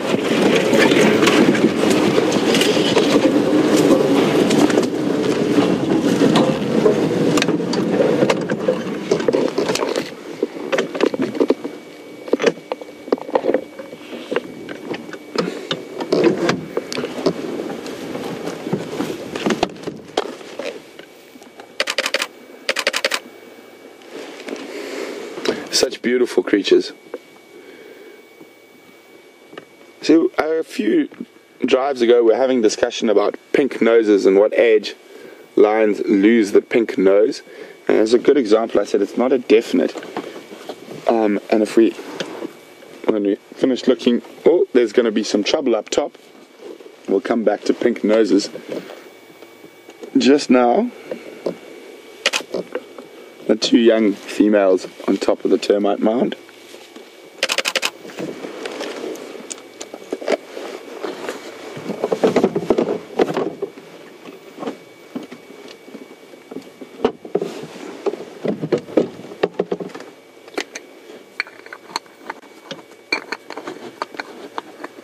Sorry, all that clicking and fiddling is me changing camera lenses. I'm going to try to get a wide angle lens on for this shot.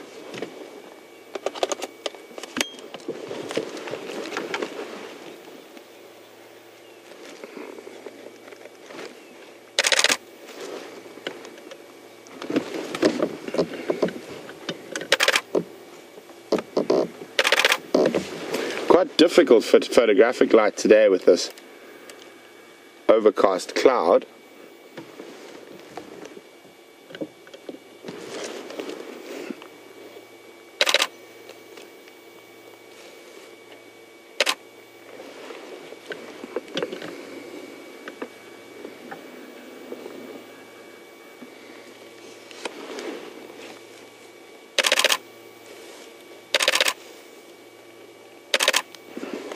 There's a stunning sight.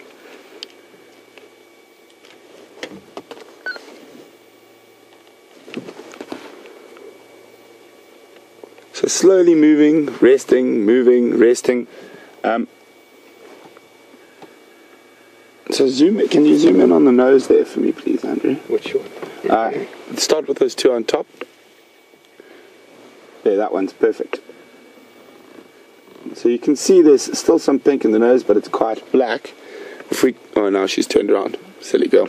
But this adult female who's right next to me has, in some cases, more pink than the younger lines on her nose.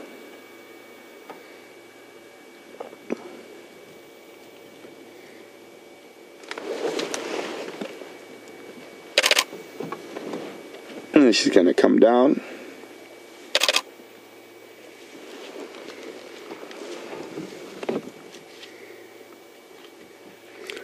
Lions love using termite mounds as vantage points to see if there's anything up ahead.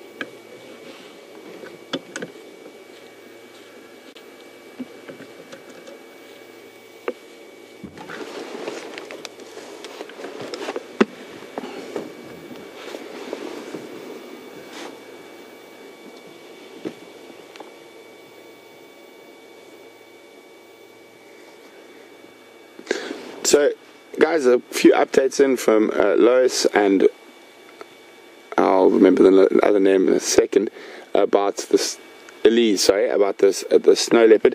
I think there's a bit of confusion. Someone mentioned a clouded leopard, which is a completely different animal to a snow leopard. Clouded leopards live in Indonesia, in the rainforest there, and they are somewhere between a big cat and a small cat. So a bit different. A snow leopard is a big cat though, and Lois says he has worked with them. He has heard them purr, but I might be wrong, but I definitely remember listening to a snow leopard sawing. I was shown footage by a friend of mine who filmed them. Lots of little lions all around us. So it looks like that little patch of inactivity is now over, and they might move again for a little bit. But if we have a look, they're quite spread out. We've got this one female who's still lying right next to us here, and then we've got one of the sub-adults behind the branch there, another adult female behind the sub-adults. If we go up, and there we go, lying up behind, but the young male just off the front of the vehicle. That's 4, and then I can see at least 3, possibly 4, through the bush ahead of me. I'm just going to try to find a way to move around and see if we can get a better view of the others. So there we go. If we zoom in on her nose quickly, now this is an adult female, and you can see it's still quite a pink nose even though it is an adult. So we were talking about it the other day. It's not always the best indication of age in lions.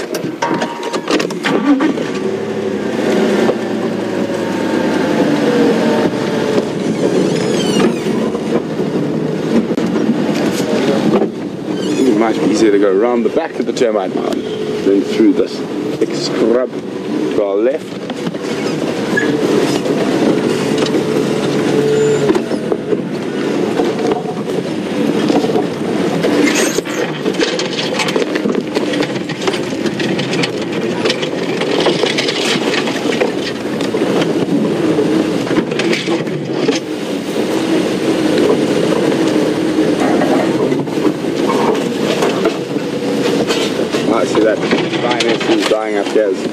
Got up and started moving again. I'm just going to try and look for the best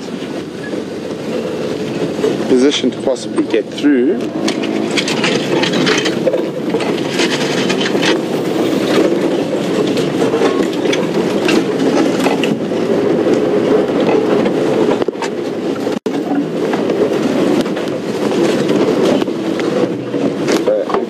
They're doing very typical lion behavior for hungry but tired lions.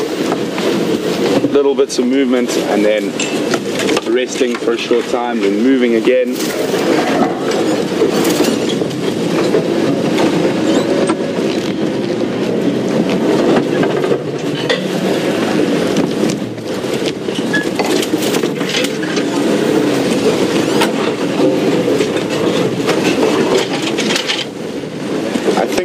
Possibly looking for those buffalo they were chasing last night.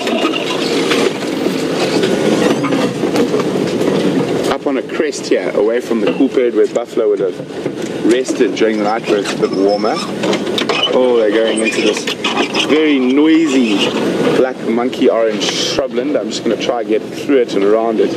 Hopefully not drive through it too much. Very noisy stuff.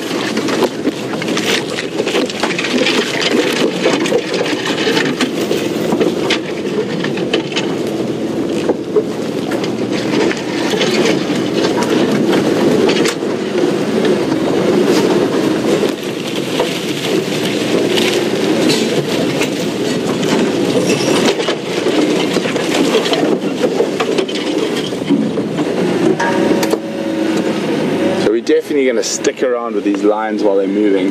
There's always that chance that some fantastic action might happen, and there isn't much better than being surrounded by lions on an overcast and cloudy morning. There's a lion watching Andrew behind him. He doesn't even know it.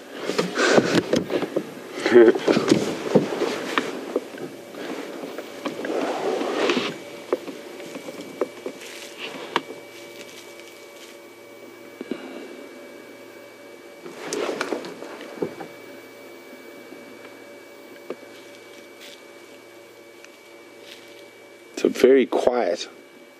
Can't really hear any birds or anything at the moment.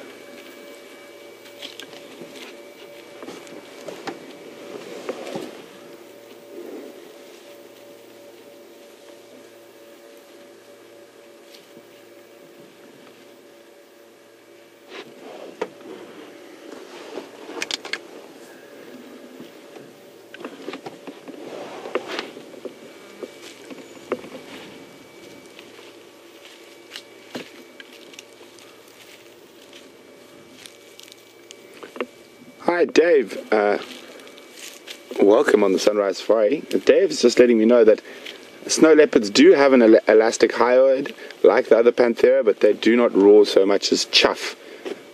So there we go. Thanks very much for that, Dave.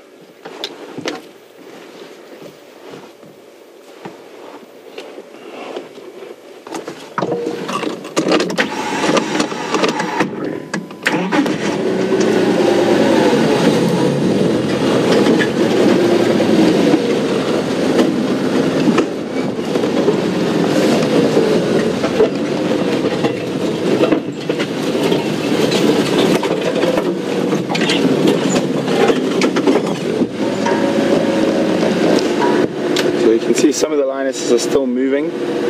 One's already plonked down. Unfortunately, they're moving through a lot of these small monkey oranges, which make quite a lot of noise when we drive through them.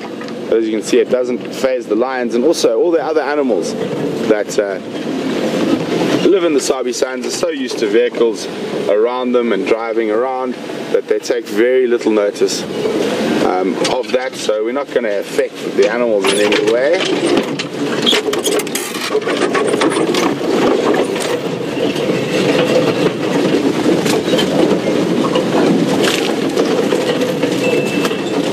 And these little guys we're driving over are so resilient, they pop straight back up into position as we go over them.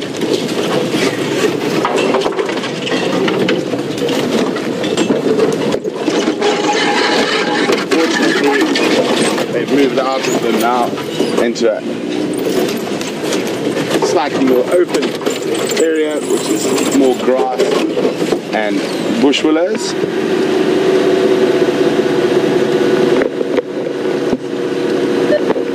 Scott coming.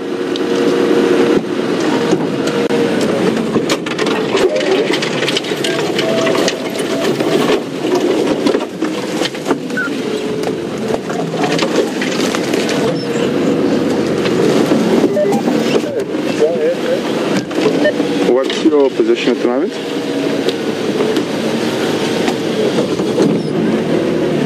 I'm on all these roads. Okay, copy, not to worry.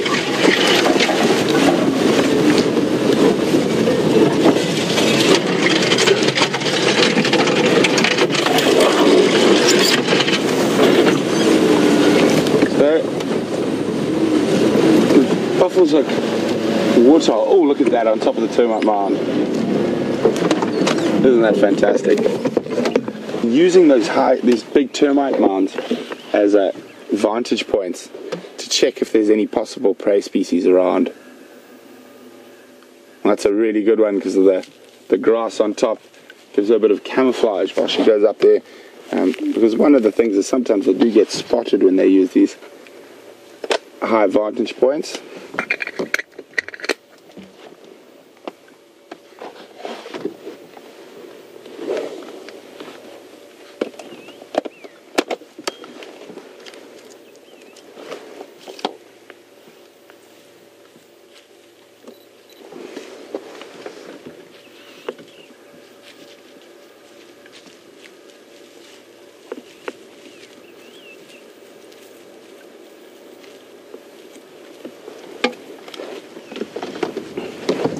others have moved quite far ahead. We're going to try catch up with them.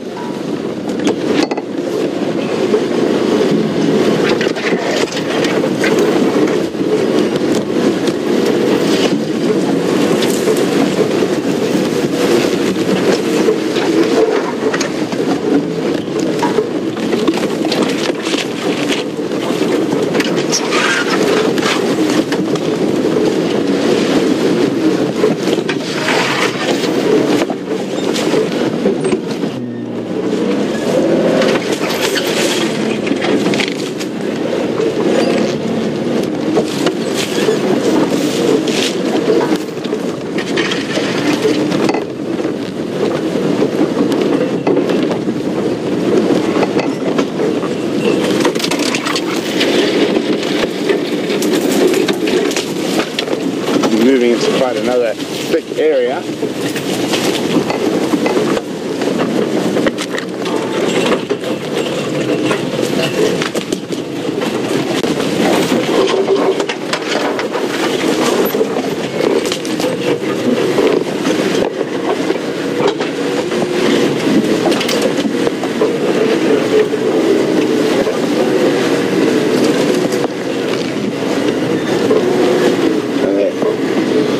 Far more determined with their movement at the moment.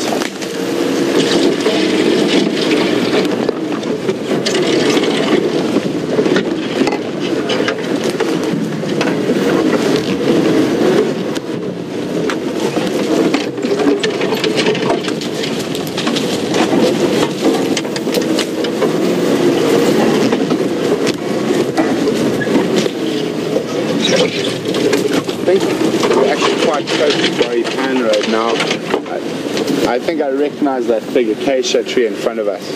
Not 100% sure, but I think we might come out onto the road shortly.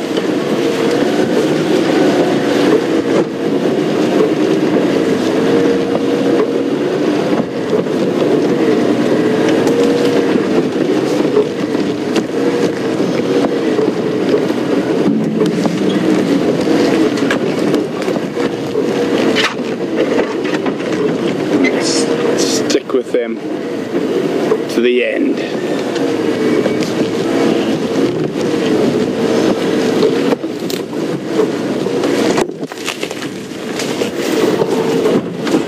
Oh, looks like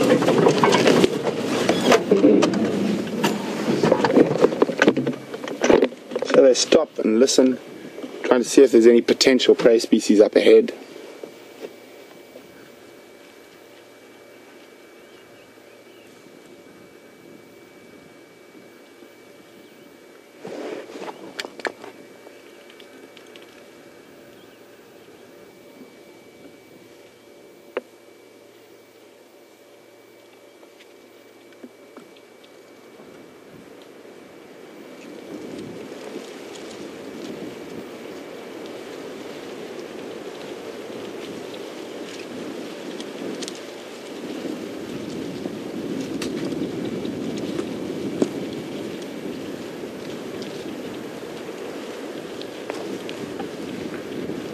Okay guys, we're going to cross across to Scotty quickly before the end, and we will be back. We're not leaving these lines for a second, so have a good time with Scott and James, and we'll be back shortly.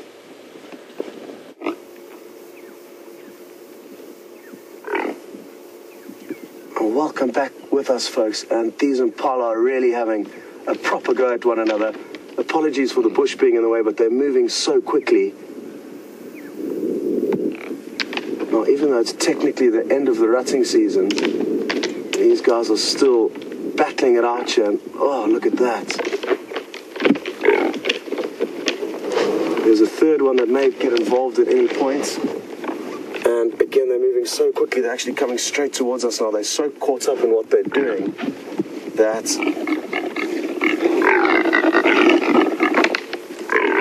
Oof! This is incredible. Now a fourth is coming in. And again, sorry for the bushes, but there's nothing we can do. Oh no.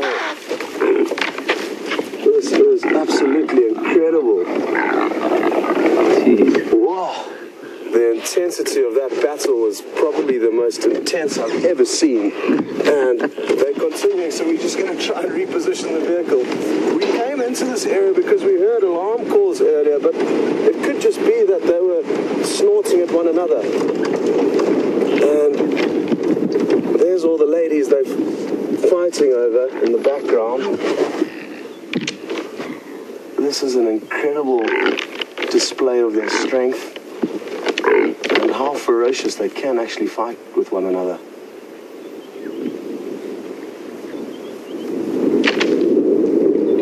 Listen to those horns clashing.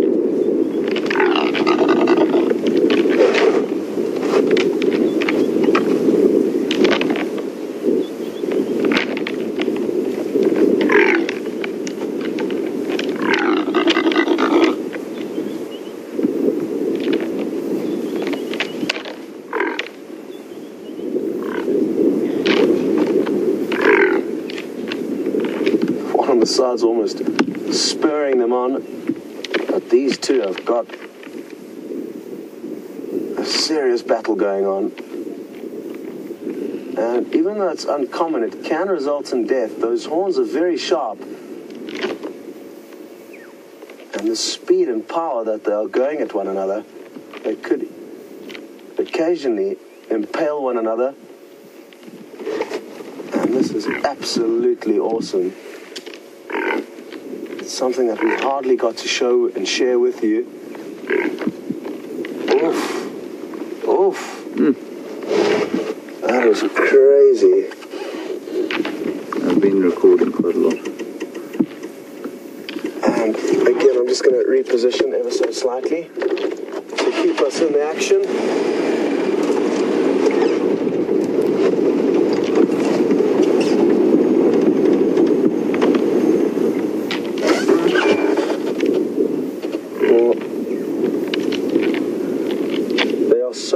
Up with their own battle. It just is a great example of how predators can often. This is remarkable.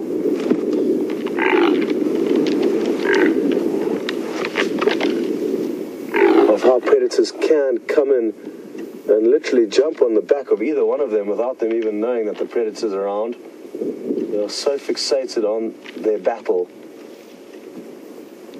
All the audio coming from them would alert any predators in this area to an easy meal.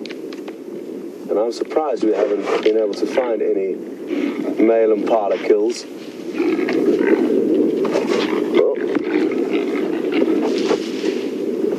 jeez, they just tore off into the bushes now and again. I'm going to move and see if I can keep us in the right place.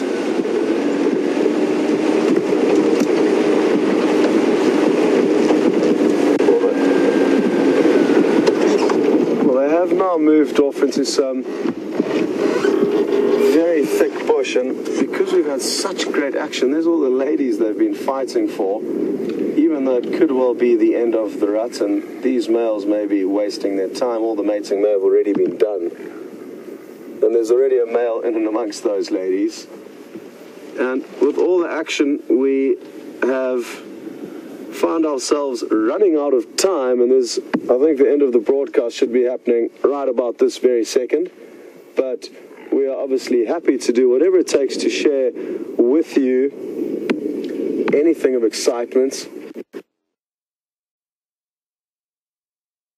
A fight with that ferocity. James, have you ever seen it?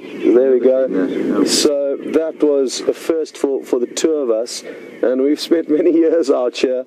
So really lucky, and for all of those of you who have been with us, I hope you realize how awesome and how lucky you were to see that and be a part of that with us. Now, everything's appeared to have calmed down now, and what we're going to do is say our thank yous and goodbyes. And James, thank you for your great camera work, and thanks to Nikki and Eugene in Final Control, and well done to Brent for finding the lions. From myself, Scott, goodbye till this afternoon, and we're going to link across to Brent so he can also say goodbye, and I hope you've enjoyed the sunrise safari. We'll see you this afternoon.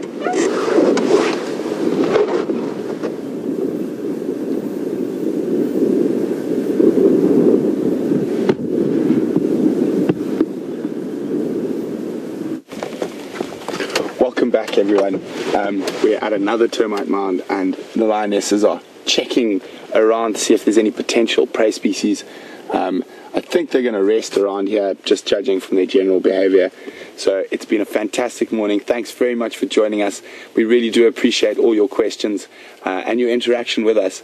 And we're definitely going to be looking for these lions again on the Sunset Safari. So for myself and Andrew, have a fantastic rest of your day or morning or evening, wherever you are in the world. And hopefully you'll be joining us for the Sunset Safari to see what the Nkuhuma Pride get up to.